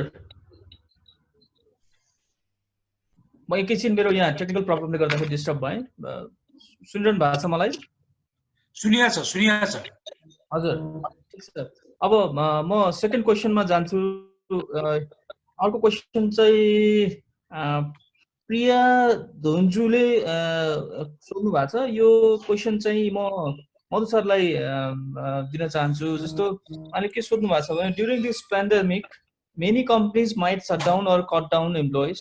How will organization perceive such employee if they have to recruit them in their organization? Not everyone who are fired are less competent. So will the organization consider this factor while recruiting? भन्नु सोध्नु भएको छ मधु sir यसलाई कसरी तपाईले जवाफ दिन चाहनुहुन्छ सर मैले अलिकति तपाईको फर्स्ट लाइन मैले सुन्न छुटाएँ मेरो ओके च्याट बक्समा पनि छ होला यो क्वेशन चाहिँ धुन्जु श्रेष्ठले सोध्नु भएको छ during this pandemic many companies might shut down or cut down employees यो सिनारियोको कुरा गर्नु उहाँले how will organisation perceive such employees if they have to recruit them in their organization. Not everyone who are fired are less competent. So will the organization consider this factor while recruiting? अब तपाईले सोधेको question चाहिँ अहिलेको यो covid पेन्डेमिकको सँग related question छ व्यवहारिक question छ अब यसमा दुईटा कुरा छ अब कसैलाई चाहिँ रिटेन्सन गर्ने या हामीले चाहिँ जब कट गर्ने भन्ने कुरा चाहिँ अर्गनाइजेसन टु अर्गनाइजेसन र उसको चाहिँ बिजनेसको नेचरले चाहिँ डिफाइन गर्ने कुरा हो तर हामीले के भनिरहेको छौँ अहिलेको परिवेशमा चाहिँ यो कसैले चाहिँ वान्टेड गरेर भएको परिवेश होइन र सक्दो लेभलसम्म चाहिँ हामीले इम्प्लोइजलाई चाहिँ रिटेन्सन गर्नुपर्छ किनकि उहाँहरूको चाहिँ फ्यामिली र उसले भोलिको दिनमा चाहिँ जब लस गर्ने चान्सेस बढेको हुनाले अर्गनाइजेसनको चाहिँ बिजनेसलाई हेरेर अब जस्तै यसमा तीनटा कुरा मेजर मैले देख्छु एक अहिले कन्टिन्युअसली उहाँको बिजनेस कस्तो इम्प्याक्ट परेको छ त्यो हेर्नु पर्यो कस्तो खालको अर्गनाइजेसन हो त्यो हेर्नु पर्यो अनि दोस्रो कुरा भनेको उहाँले नम्बर अफ इयर्स अपरेसन जस्तै अब धेरै वर्षदेखि चलेको अर्गनाइजेसन हो क्याश फ्लो म्यानेज भइरहेको छ प्रफिटेबिलिटी पहिला पनि थियो अहिलेको 2-3 महिनाको बिजनेसले चाहिँ उहाँको क्याश फ्लोमा धेरै ठुलो इम्प्याक्ट पारेको छैन भन्ने लाग्छ र अर्गनाइजेसनमा भएको इम्प्लोइजहरूलाई पे गर्ने क्याश फ्लो चाहिँ म्यानेज भइरहेको छ भने त्यही किसिमले चाहिँ डिसिजन लिनु पर्यो किन त्यसो डिसिजन लिनु पर्यो भन्दाखेरि हामीले अघि पछि राम्रो हुँदाखेरि के भन्ने गरिरहेको छु भन्दाखेरि पिपल नै मेरो सबभन्दा ठुलो सोर्स हो र उहाँहरूबाटै मेरो बिजनेस चलेको छ मैले उहाँहरूलाई नै ह्याप्पी गर्नुपर्छ भन्ने एउटा कन्सेप्ट चाहिँ हामीले हिजोको दिनमा इम्प्लोइजको बिचमा सेल गरेका थियौँ। तर आज आएर चाहिँ आफ्नो क्यापासिटी हुँदाहुँदै मैले चाहिँ अर्गनाइजेसनबाट स्यालेरी दिन सक्दिनँ भन्ने खालको चाहिँ विचार चाहिँ हाम्रो सिनियर लेभलको इन्भेस्टरहरू या म्यानेजमेन्टबाट पनि आउनु हुँदैन भन्ने चाहिँ मेरो पर्सनल थट हो। र तेस्रो नम्बर कुरा भनेको यदि अर्गनाइजेसन रियलमा चाहिँ समस्यामा छ भने कर्मचारीले पनि के बुझ्नु जरुरत छ भने मैले त्यहाँबाट लिन मिल्ने कुरा हो कि होइन, म लङ टर्मसम्म यही अर्गनाइजेसनमा काम गर्ने हो भने मैले कन्ट्रिब्युसन के त भन्दाखेरि अहिलेको समयमा मैले कन्ट्रिब्युसन गर्ने तर्फ पनि लाग्नु पर्यो कि मैले कति % कन्ट्रिब्युसन गर्न सक्छु या कन्ट्रिब्युसन गर्न सक्दिनँ भन्ने कुराहरू पनि इम्प्लोइजले पनि लिनु पर्यो। किनभने यो एउटा मान्छेलाई मात्र परेको समस्या होइन, बिजनेस हाउसेसहरूलाई पनि समस्या छ, इम्प्लोइजहरूलाई पनि समस्या छ। त्यो कारणले आपसी समझदारीमा र आपसी अन्डरस्ट्यान्डिङ हुन्छ नि, जुन लेभल अफ अन्डरस्ट्यान्डिङमा चाहिँ यो कुरा डिपेन्ड गर्छ। त्यसैले म के भन्छु भने पहिलो डिसिजन चाहिँ हामीले कसैको पनि जबलाई ले अफ गर्ने डिसिजन नगरौँ, त्यसको एनालाइसिस गरौँ। सेकेन्ड चाहिँ हामी ले अफ गर्ने अवस्थामा छौँ भने ले अफ भन्दा अगाडि पहिला पे कट गरौँ। सबै टप लेभलले चाहिँ को स्यालेरी र mid level salary, lower level स्यालेरीलाई हामी एभरेजिङ गरौँ। सबैको एउटा लाइफलाई चाहिँ सस्टेन हुनको लागि के चाहिन्छ त्यो लेभललाई पहिला पे कटबाट सुरु गरौँ। र अल्टिमेटली पे कटबाट पनि अर्गनाइजेसन सस्टेन हुन सक्ने अवस्थामा छैन भने हामीले चाहिँ सबभन्दा कमभन्दा कम गरेर उहाँलाई अहिलेको रूपमा चाहिँ केही समय चाहिँ अनपेडमा राख्न सकिन्छ कि त्यो हेरौँ। किनभने बिजनेस रिभाइभ भएर आउँदाखेरि हामीलाई फेरि यो स्किल, यो ट्यालेन्ट सबै हामीलाई चाहिन्छ। त्यही कारणले अहिले नै हामीले हतारमा चाहिँ डिसिजन नगरौँ। यो कुरा हामी एज अ एचआरमा काम गर्ने एचआर प्रोफेसनलहरूले यो कुरालाई एउटा ह्युमन टच गरेर चाहिँ सोचौँ भन्ने चाहिँ मेरो उहाँलाई सुझाव छ। हस्, थ्याङ्क यू मधुजी। म अर्को क्वेसनमा जान्छु। सञ्जीव झाले सोध्नु भएको छ, यो म भुवनराज जोशी सरलाई सोध्छु। I find in Nepalese scenario there is not much training programs provided related to people data analytics. Is it the lack of proper resource person in Nepal or the lack of awareness of its importance to and by Nepalese organization? त्यो first चिज उहाँले जो भन्नुभयो नि त्यो lack of तपाईँको चाहिँ त्यो रिसोर्स पर्सन त्यो एउटा कारण हुनसक्छ तपाईँको चाहिँ नेप्लिज कन्टेक्स्टमा भन्नुपर्दाखेरि। किनभने जो ट्रेनरहरू छन् तपाईँको चाहिँ they are more into like के भन्छ सफ्ट स्किल ट्रेनिङ, तपाईँको मोटिभेसनल स्पिक ट्रेनिङ भने कोही अब they are more of like spiritual, तपाईँको चाहिँ कहिले चाहिँ मोटिभेसनल यताउता चाहिँ आइरहेछ। तर एक्ज्याक्टली तपाईँको चाहिँ मतलब what to be done from technical aspect तपाईँको चाहिँ मतलब टु इन्हान्स तपाईँको वान्स प्रोफेसनल करियर तपाईँको चाहिँ मतलब भन्ने हिसाबले त्यो चाहिँ मतलब त्यति देखिँदैन। द्याट इज रियल्ली तपाईँको चाहिँ रिकग्नाइज्ड फ्याक्ट नेप्लिज कन्टेक्स्टमा अहिले भन्दाखेरि चाहिँ। अब तर के छ भन्दाखेरि चाहिँ नलेज भन्ने कुरा यताउता छरिएर बसिरहेको छ कि तपाईँको चाहिँ। Now we have to consolidate. For example, if you want to learn Excel, it's not difficult. You can Google it, you can YouTube it, you can join any institution or you can go through professional trainer. अब HR को analytics भने यो भन्ने कुरा दिमागमा आयो। मैले भनिसकेँ it's not rocket science, not difficult. Only the thing is तपाईँको चाहिँ HR मा मेरो करियर बनाउनु छ भन्ने आफूमा पनि अलिकति हुनु पर्यो, भित्र एउटा प्यास लाग्नु पर्यो तपाईँको चाहिँ। जहाँ इच्छा त्यहाँ उपाय पनि भन्छ नेपालीमा हैन। इच्छा आइसकेपछि त्यहाँ उपाय निस्किन्छ, त्यो ठुलो कुरा हैन तपाईँको चाहिँ हैन। एक्सेल सिक्नु, डेटा प्रेजेन्टेसन गर्न सक्ने तपाईँको चाहिँ बनाउनु, एनालाइसिस गर्ने स्किल बनाउन सक्नु भनेको हैन। जब दिमाग खेल्छ त्यसपछि दिमाग आफै तपाईँको एनालाइटिकल हुन्छ के हैन। त्यसैले यो भने तपाईँको चाहिँ मतलब एउटा डिप थट पनि हो, आफूमा डेभलप गर्नुपर्ने। तर उहाँले अघि नै भने जस्तै तपाईँको चाहिँ नेपालमा त्यो ट्रेनिङै दिने तपाईँको चाहिँ मतलब मान्छेहरू चाहिँ मैले पनि भेटाएको छैन। हस्, थ्याङ्क यू भुवनराज जोशी सर। म अब अर्को क्वेसनमा जान्छु। यो क्वेसन चाहिँ विशाल तामाङले सोध्नु भएको छ। म यो क्वेसन चाहिँ मधु पौडेल सरलाई सोध्छु। We are seeing that HR department is only involved in recruiting new staff. Not so major tasks are involved in this department. Do we think that HR is not so challenging job in the context of Nepal? And how do we relate this job to people analytics? भने उहाँले के भन्नुभएको छ भने जस्तो नेपालको धेरै जस्तो एचआरडीमा काम गर्ने अथवा एचआर डिपार्टमेन्ट आफै चाहिँ मोस्ट अफ द टाइम चाहिँ रिक्रुटमेन्टमै इन्भल्भ हुन्छ भनेदेखि अब यो पिपल एनालिटिक्स भन्ने चिज त फेरि इन्टिग्रेट गर्न र पिपल एनालिटिक्सलाई चाहिँ यति सजिलै चाहिँ ल्याइहाल्न त धेरै च्यालेन्जिङ होला। यो चाहिँ कसरी हेर्नुहुन्छ भनेर सोध्नुहुन्छ उहाँले चाहिँ। आई थिङ्क त्यही होला है फिल्म। मैले ठिक छ, उहाँले भनेको कुरालाई अलिकति मैले थपेर पनि एन्सर दिने प्रयास गर्छु, किनकि उहाँको कन्सेप्टलाई पहिला क्लियर गर्नु जरुरत छ है। सबभन्दा पहिलो कुरो त तपाईले जे भन्नुभयो अहिलेको परिवेशमा अझै रिक्रुटमेन्ट मात्रै होइन, हाम्रो धेरै जसो अर्गनाइजेसन मैले यो भन्नुभन्दा अगाडि अलि जोडेँ, हाम्रो नेप्लिज पर्सपेक्टिभमा रिसर्चहरूको कमीले गर्दा, अध्ययन सर्वेहरूको कमीले गर्दा ठ्याक्कै आजको दिनमा यही छ भनेर मैले चाहिँ अर्काको कुरालाई साइटिङ गर्न सक्ने अवस्था छैन। मैले योभन्दा अगाडि 2-3टा फोरममा नि यो भनेको थिएँ कि हामीले एकदम रिसर्चलाई ल्याक गरेका छौँ। Particular organisation base, sector base र हामीले फङ्सनल बेस रिसर्चहरू गरेका छैनौँ। त्यसले गर्दाखेरि गाह्रो छ। तर मैले आफ्नो भोगाई र यहाँ सायद उपस्थित हुने धेरैले पनि यो कुरालाई अग्री गर्न सक्नुहुन्छ। हाम्रो नेप्लिज अर्गनाइजेसनमा एचआरमा काम गर्ने व्यक्तिहरूको जब भनेको क्लेरिकल जबको फेजमा हुनुहुन्छ। मैले आजभन्दा 3 दिन अगाडि एउटा अर्को वेबिनारमा मैले भनेको थिएँ कि इन्डस्ट्री रिभोल्युसन आज 4.0 मा पुगेछ। 4.0 इन्डस्ट्री रिभोल्युसनमा छ, 1 बाट सुरु भएर 1, 2, 3, 3.5, 4 भइसकेको छ र अहिले ओल्डमा हामी चाहिँ 5 लाई फ्युचर टार्गेटमा गइरहेछौँ। तर एचआरको रिभोल्युसन कहाँ भयो त?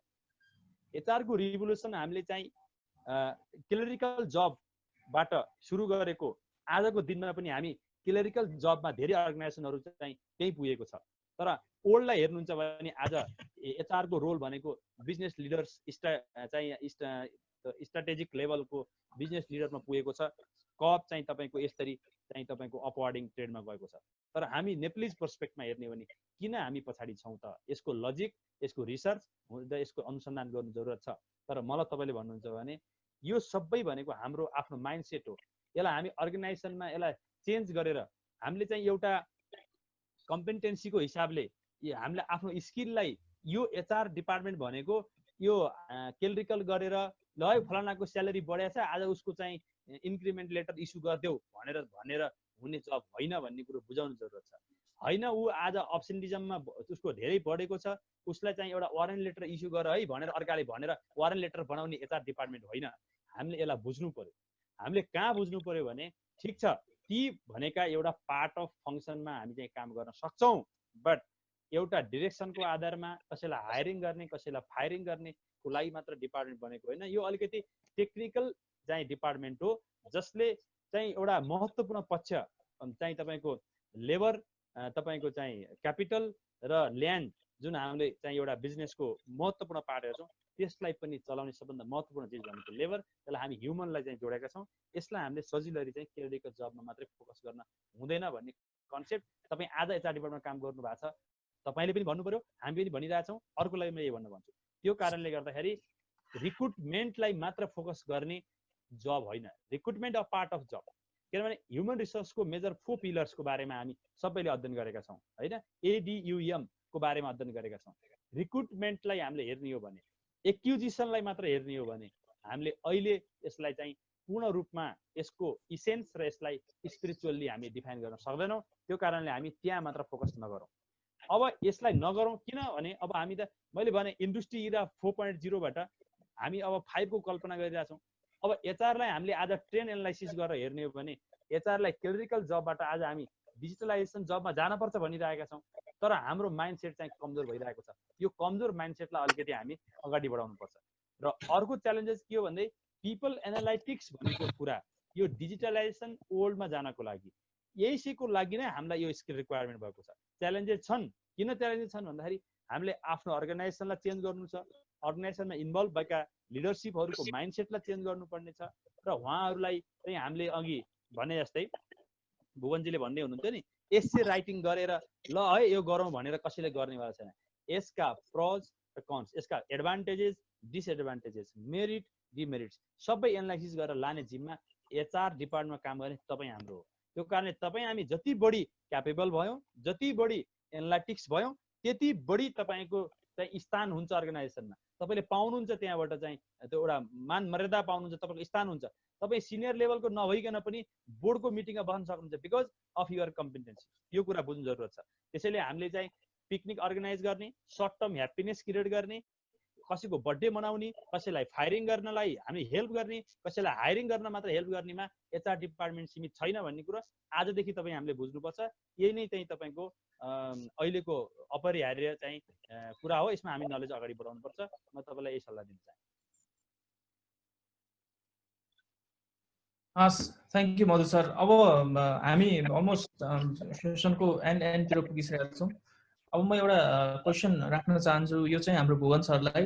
यो क्वेसन चाहिँ प्रज्वल कार्कीबाट आएको छ। यो क्वेसन सायद टपिकसँग पनि अलिकति म्याच गर्छ भने, जस्तो हामीले आजको वेबिनारको टपिक पनि राखेका छौँ leveraging people analytics for business decisions भनेर। र क्वेसन पनि मोरलेस त्यसैसँग सिमिलर छ।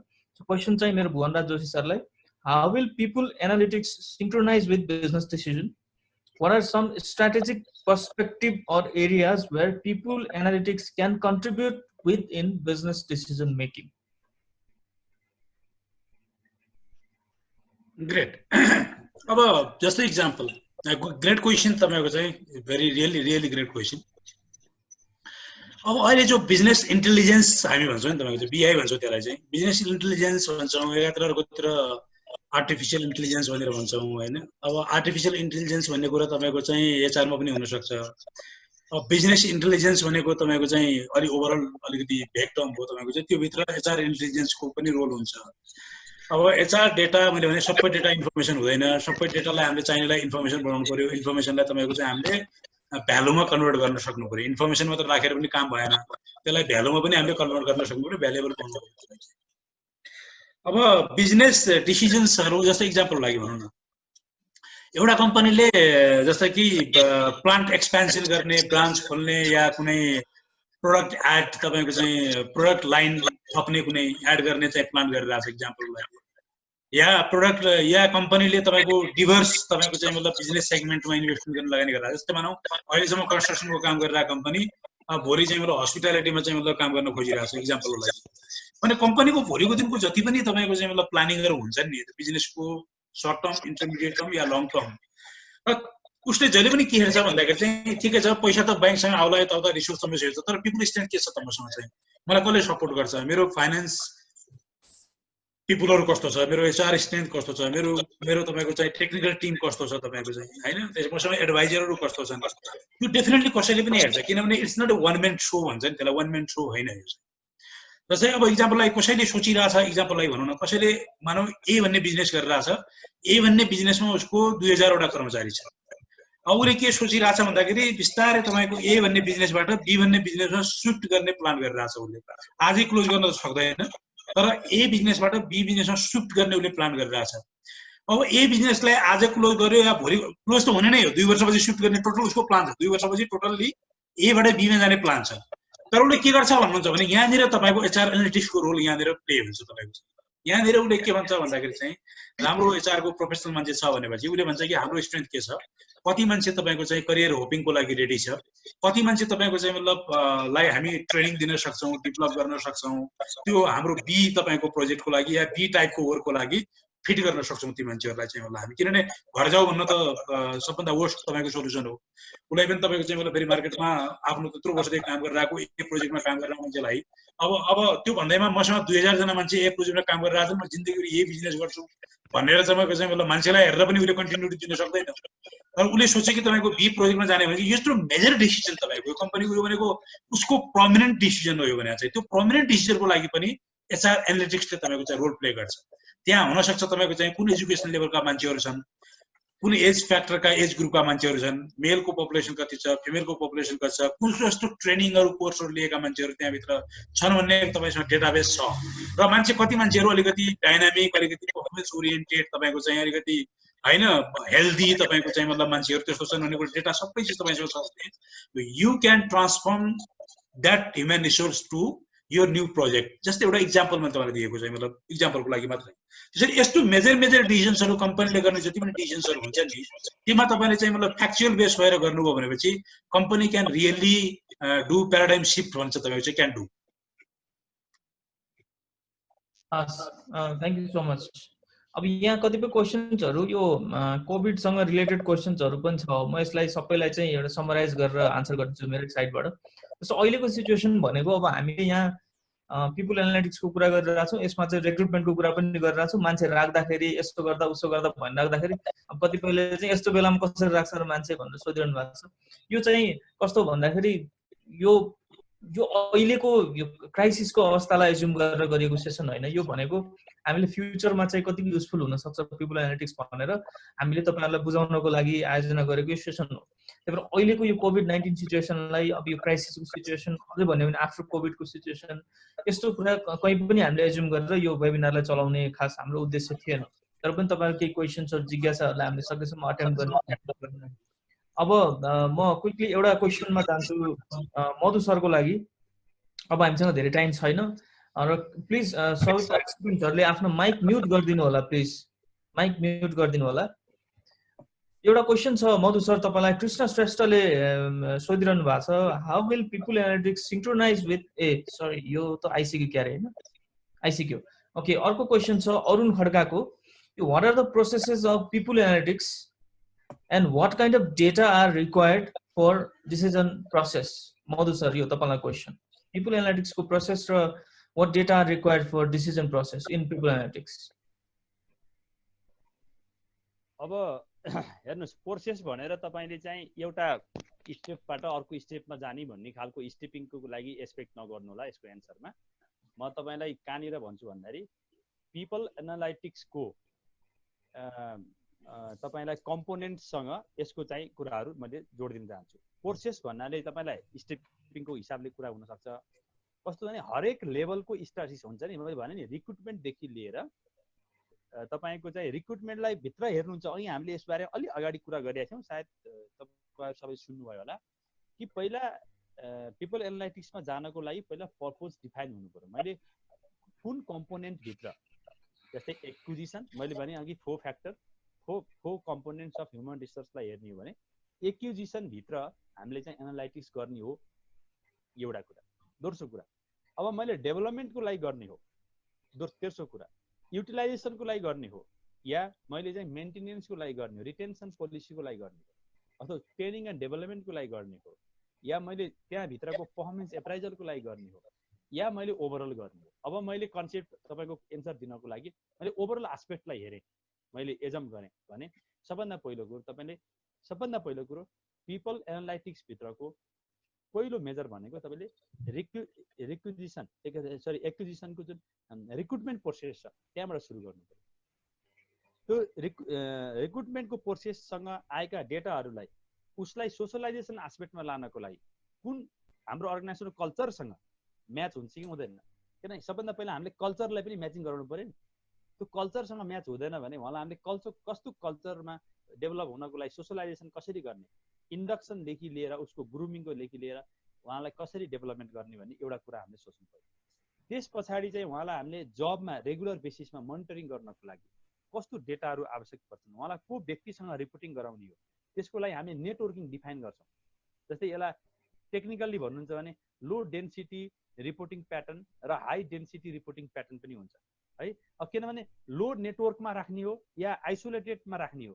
जस्तै फर इक्जाम्पल एउटा कुनै चाहिँ तपाईको व्यक्तिलाई हामीले चाहिँ रिसेप्सनमा काम गर्न लगाएका छौँ भने उसको रिपोर्टिङ हुने कोसँग हो त एउटा हुन्छ या उसको काम चाहिँ डटेड लाइनमा धेरै व्यक्तिसँग भइरहेको हुन्छ। उसले हरेक डिपार्टको इन्फर्मेसन थाहा पाउँछ तर उसले लायबल हुँदैन कि रिपोर्टिङ गर्नको लागि किनकि उसले को व्यक्तिलाई के इन्फर्मेसन पास गर्ने हो होइन भन्ने कुराको नलेज चाहिँ उसले थाहा पाउनु पर्ने हुन्छ। त्यो कारणले गर्दा नेटवर्क भित्रको चाहिँ कुराहरूलाई हामीले लो डेन्सिटी र हाई डेन्सिटीमा डिफाइन गर्न सक्छौँ। एउटा व्यक्तिलाई कतिजना रिपोर्टिङ व्यक्तिहरू दिने हो एउटा अफिसरलाई कतिजना असिस्टेन्ट लेभलको कर्मचारीले रिपोर्टिङ गर्ने हो या एउटा म्यानेजरलाई कतिजना अफिसरहरूले रिपोर्टिङ गर्ने हो यसको नेटवर्कलाई डिफाइन गरेर हामी नेटवर्किङ भित्र हाल्न सक्छौँ। त्यो नेटवर्किङबाट निस्केको डेटालाई हाई र लोमा हामीले डिफाइन गर्न सक्छौँ।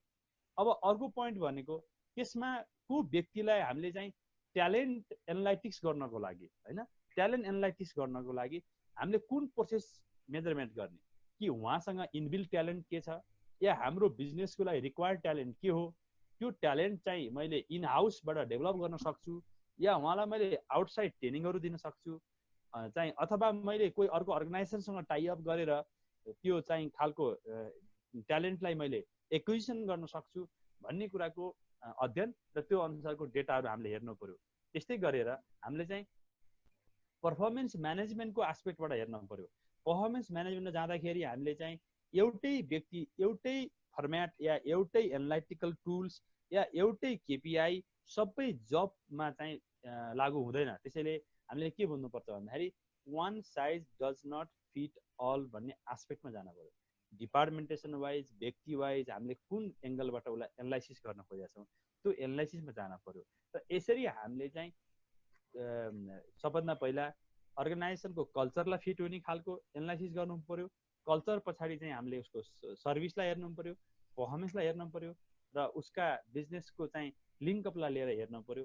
यसरी हामीले चाहिँ प्रोसेस 1, प्रोसेस 2, प्रोसेस 3, प्रोसेस 4 गरेर एउटा व्यक्तिसँगको हेर्न सक्छ। उसले कति लामो समय काम गरेको छ, उसको हिस्ट्री के छ, उसको मैले अघि भनिसकेँ हिस्टोरिकल डेटा एनालाइसिस पनि गर्नुपर्छ। आजको दिनलाई हेरेर मधु सरको साउन्ड थोरै अलि सानो आइरहेको छ सर, थोरै। हजुर, मैले के भन्दै थिएँ भने अहिले सुन्नु भएको छ है? मैले के भन्दै थिएँ भने उसलाई हिस्टोरिकल अप्रोचमा नि हेर्नु पर्यो। जस्तै कुनै कर्मचारीले आजको 5 वर्ष अगाडि धेरै राम्रो पर्फर्मेन्स दिएको थियो, तर आज कम्पेरिटिभ चाहिँ उसले कम पर्फर्मेन्स दिइरहेछ भने त्यसका फ्याक्टरहरू के हुन्छ होइन? अथवा उसको उमेरको अवस्थाले चाहिँ कम पर्फर्मेन्स आएको होला। हिजो उसलाई फिजिकल्ली फिल्डमा जान अप्ठ्यारो थिएन, आज उसलाई फिजिकल्ली फिल्डमा जान अप्ठ्यारो छ। या उसको स्टाटस होइन, कोही व्यक्तिको हुन्छ नि मलाई 5 वर्षदेखि प्रमोसन केही दिएको छैन, मैले चाहिँ जति काम गरे पनि अर्गनाइजेसनले मलाई हेरेन भन्ने खालका हुन्छन् भने त्यो कुराहरूलाई पनि हामीले एडजस्ट गर्नु पर्यो। त्यही कारणले गर्दाखेरि पर्पोज डिफाइन गरेपछि तपाईँले प्रोसेस डिफाइन गर्नुपर्ने हुन्छ। यसरी तपाईँ अगाडि जानुपर्ने हुन्छ। अब यसलाई मैले अर्को एङ्गलबाट पनि कसरी डिफाइन गर्न चाहन्छु भन्दाखेरि पिपल एनालाइटिक्स भित्र हामीले मेट्रिक्सहरू डिफाइन गर्नु पर्यो, केपिआईहरू डिफाइन गर्नु पर्यो र उनीहरूलाई हामीले चाहिँ एउटा आफ्नो चाहिँ रेसियो बेसमा लगेर चाहिँ काम गर्नु पर्यो। जस्तै तपाईँलाई म एउटा सिम्पल एन्ड स्विट इक्जाम्पल दिउँ कि हामीले चाहिँ बिजनेसलाई रेभिन्यूसँग जोड्दा एउटा व्यक्तिले कति रेभिन्यू जेनेरेट गर्न सकेका छ, यो हामीले कहिले रेसियो निकालेका छौँ भने हामीले कसरी निकालेका छौँ होइन? त्यसको कति समयको लागि निकालेका छौँ, ड्युरेसन के छ र सिचुएसन के छ। किन बिजनेसलाई अहिले मैले भने जस्तो पिपलले मात्र ड्राइभ गर्ने छन्, एक्सटर्नल फ्याक्टर पनि छन् होइन, लिगल अब्लिगेसनहरू पनि छन् होइन। त्यो अब्लिगेसनलाई हामीले लिगल डिपार्टमेन्टसँग हेर्दाखेरि तपाईँलाई त अधिकार छैन लिगल्ली तपाईँले डिफाइन गर्नलाई, तपाईँले लिगलसँग जानुपर्छ। अब लिगलले डिफाइन गरेको कुरा तपाईँको चाहिँ मेट्रिक्ससँग म्याच नगर्न सक्छ, त्यतिखेर तपाईँ फेल हुनुहुन्छ। त्यो कारणले गर्दा हामीले उसको चाहिँ यो चाहिँ पर्फर्मेन्सलाई रेभिन्यूसँग जोड्ने कुरालाई रेसियोसँग एनालाइसिस गर्ने कुरा हेर्नु पर्ला। अर्को कुरा तपाईँको कस्ट अफ पिपल, तपाईँको चाहिँ पर पर्सन होइन, एउटा व्यक्तिलाई हामीले कम्पनी भन्छ सिटिसी भन्छ नि, कस्ट टु कम्पनी। एउटा व्यक्ति हायर गर्दाखेरि मैले चाहिँ कति कस्ट छ, त्यो कस्टलाई मैले बिजनेससँग जोडेको छु त कि मैले यति भोल्युम बिजनेस जेनेरेट गर्नलाई यस्तो खालको चाहिँ ह्युमन रिसोर्स मलाई चाहिन्छ, यति कस्टको चाहिन्छ भनेर हामीले हेरेको छौँ त, त्यो हेर्नु पर्यो। अर्को कुरा अझै इनडेप्थमा गएर तपाईँले डाटा हेर्नुहुन्छ भने per person per hour cost analysis गर्नु भएको त तपाईँ हामीले, त्यो कुरा पनि इम्पोर्टेन्ट छ है। त्यसलाई हामी भन्छौँ टेक्निकल भाषामा billable hours per employee. Billable hours per employee, तपाईँले यो टर्म याद गर्नु होला है। अब त्यो आवर हामीले हेरेका छौँ त, त्यो पनि हामीले हेर्नुपर्ने हुन्छ। या अर्को कुरा हामीले चाहिँ एङ्गेजमेन्टको कुरा गर्छौँ नि, हामीले पिपल एङ्गेजमेन्ट भन्छौँ, एकदम राम्रो टेक्निक टुलको रूपमा काम गर्छौँ कि बढी एङ्गेज भयो भने मान्छेहरूले बढी प्रोडक्टिभिटी दिन्छ भन्ने कन्सेप्टमा काम गर्छौँ कि हाई एङ्गेजमेन्ट हाई प्रोडक्टिभिटीसँग लिङ्क छ त या छ भने कुन कस्टमा छ। तपाईँ एङ्गेजमेन्ट गराउनको लागि चाहिँ कति कस्ट खर्च गर्नुभएको छ, कस्ता टेक्निकहरू प्रयोग गर्नुभएको छ, कुन रिसोर्स प्रयोग गर्नुभएको छ र तपाईँले त्यो एङ्गेजमेन्टलाई रेभिन्यू मोडलमा जोड्दाखेरि त्यसको रेसियो एनालाइसिस गर्नुभएको छ। हिजो नगर्दा के थियो, आज गर्दा के थियो, या कतिजना व्यक्तिलाई गर्नुभयो कतिजनालाई गर्नु भएन। यो रिसर्चलाई हामीले चाहिँ अध्ययनको रूपमा अगाडि लानुपर्छ र अध्ययन गर्नलाई खर्च हुन्छ, कस्ट लाग्छ, त्यो कस्ट बेयर गर्न सक्ने क्यापासिटी बिल्डअप गर्नुपर्ने हुन्छ।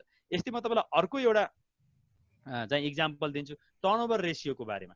हामीले टर्नओभर मात्रै भन्ने सेन्समा गयो भने हामी के गर्छौँ भन्दाखेरि सेल्स टर्नओभरको कुरा गर्छौँ। बिजनेसको ओनरलाई सोध्नुहुन्छ भने तपाईँको टर्नओभरलाई उहाँले ध्यान दिनुहुन्न, उहाँले बिजनेस टर्नओभरलाई दिनुहुन्छ। तर त्यो बिजनेस टर्नओभर टु चाहिँ पिपल टर्नओभरको रेसियो हेर्नुहोस् त कति इम्प्याक्ट गर्छ। किनभने सबै व्यक्तिसँग एउटै खालको नलेज हुँदैन र एउटै नलेज सबै व्यक्तिसँग हुँदैन, यो कुरा हामीले बुझ्नु जरुरत छ। हिजो चाहिँ मसँग काम गरिरहेको पिपलहरूको टर्नओभर बढी भएको कारणले गर्दा तपाईँको बिजनेसको टर्नओभरमा पनि त इम्प्याक्ट परेको होला, त्यसको हामीले एनालाइसिस गरेका छौँ त। त्यही कारणले हामीले एनालाइसिस गर्नलाई, एनालाइटिक्स हुनलाई, आफ्नो नलेजलाई एनालाइटिकल बनाउनको लागि हामीले आफूलाई विभिन्न खालका सिम्पल, मैले अघि भुवनजीले नि भन्नुभयो कि सिम्पल हामीले धेरै ठुलो यो चाहिँ प्रोग्रामिङ चलाउनु पर्ने नलेज होइन, यो त्यति ठुलो rocket science, simple ratio analysis गर्नु न। हिजोको प्रफिटेबिलिटी आजको प्रफिटेबिलिटी केमा, त डिपेन्डेन्ट र इन्डिपेन्डेन्ट भेरिएबल त निकाल्नु पर्यो तपाईँले अध्ययन गर्ने भने कि तपाईँको people turnover to business turnover के छ तपाईँ हेर्न सक्नुहुन्छ या पिपल टर्नओभर टु तपाईँको हायरिङ कस्ट एनालाइसिस गर्नुहोस् या तपाईँले चाहिँ पर आवर मैले भने नि बी लेभल आवर्स इम्प्लोइजको चाहिँ पर इम्प्लोइज बी लेभल आवर्स तपाईँको टर्नओभरसँग हेर्नुहोस् हिजो पे गरेको कन्सेप्ट र आज पे गरेको चाहिँ तपाईँको फिगरलाई हेर्नुहोस् तब तपाईँले चाहिँ त्यसको सही ढङ्गले एनालाइसिस गर्न सक्नुहुन्छ त्यसैले यसलाई स्टेपिङ 1 स्टेपिङ 2 भनेर एनालाइसिस गर्न खोज्नुभयो भने तपाईँको अध्ययन अधुरो हुन्छ यसलाई तपाईँले पर्पोज रिजल्ट र तपाईँले गर्न खोजेको चाहिँ एजेन्डासँग चाहिँ जोड्नुभयो भने अगाडि बढ्न सकिन्छ मैले तपाईँलाई यसरी चाहिँ एन्सर दिन चाहे हस् थ्याङ्क यू अब हामी एउटा लास्ट क्वेसन लिन्छौँ म यो भुवन सरलाई राख्छु यो सञ्जीव झाकै फेरि अर्को क्वेसन छ यो अलिकति एचआरसँग रिलेटेड क्वेसन भएको भएर म भुवन सरलाई नै दिन्छु सो फर एचआर डेटा सायद तपाईँले पाउनु पनि भयो होला मैले यसलाई प्राइभेटली तपाईँमा पठाइदिएको थिएँ भुवन सरलाई for HR data analytics data related to HR resources it is storage and retrieval is very important, which is fundamentally possible with investment in HRIS by the organization. It can help in faster decision making if we can avail data just on a click. It is seen that organization has huge expense on the filing and storage of its data in physical form. What role can HR manager play to change the mindset of management for investment in HRIS? Okay, great question. यसमा पनि त्यही छ मेरो भनाइ चाहिँ के छ भन्दाखेरि again the same thing like whatever you propose for any new investment, you propose for any new software, you propose for any new plan or policies with regards to providing or adding any kind of benefit to associate. Everything should be justifiable. You need to justify why you need to have HRIS and what would be that making HR life easier and ultimately can support business from a strategic perspective. HRIS जस्तै त HR को टिममा छ HR को टिममा हामीसँग यति जना स्टाफहरु छ HRIS आयो भनेपछि अहिले हामीले म्यानुअल एटेन्डेन्स लिइराछौं अहिले हामीले यो गरिराछौं अहिले हामीले यो गरिराछौं भनेर तपाईले चाहिँ टोटल हैन म्यान आवर कति खर्च भइराछ कति डिफिकल्टी भइराछ त्यहाँ एरर कति भइराछ तपाईको चाहिँ नम्बर 1 मा त प्रोसेस कन्भर्सन छ च्यालेन्जिङ छ नम्बर 2 मा टाइम धेरै लागिराछ र अर्को कुरा तपाईसँग धेरै स्टाफ पनि धेरै मान्छे पनि त्यो चीजमा इन्गेज छ तपाईको चाहिँ भने तपाईले के भन्न सक्नुहुन्छ भन्दाखेरि चाहिँ for the sake of quality for the sake of accuracy for the sake of saving HR cost कम्पनीको कस्ट तपाईको चाहिँ मतलब एडिसनल म्यान पावर चाहिदैन त्यो कुरा अगेन अब फेरि यहाँ कुराहरु पनि हुन सक्छ तपाईको चाहिँ मतलब are we making argument in reducing the employment opportunities in the country and त्यो आफ्नो कुरा हो तर efficiency is something actually you can take from technology त्यसैले तपाईले चाहिँ मतलब अलिकति if you need HRIS हैन र त HRIS नहुँदाखेरि तपाईको के कामहरु रोकिएको छ अहिले र HRIS ल्याइसकेपछि तपाईको कामहरु के तपाईले भन्न सक्नु पर्यो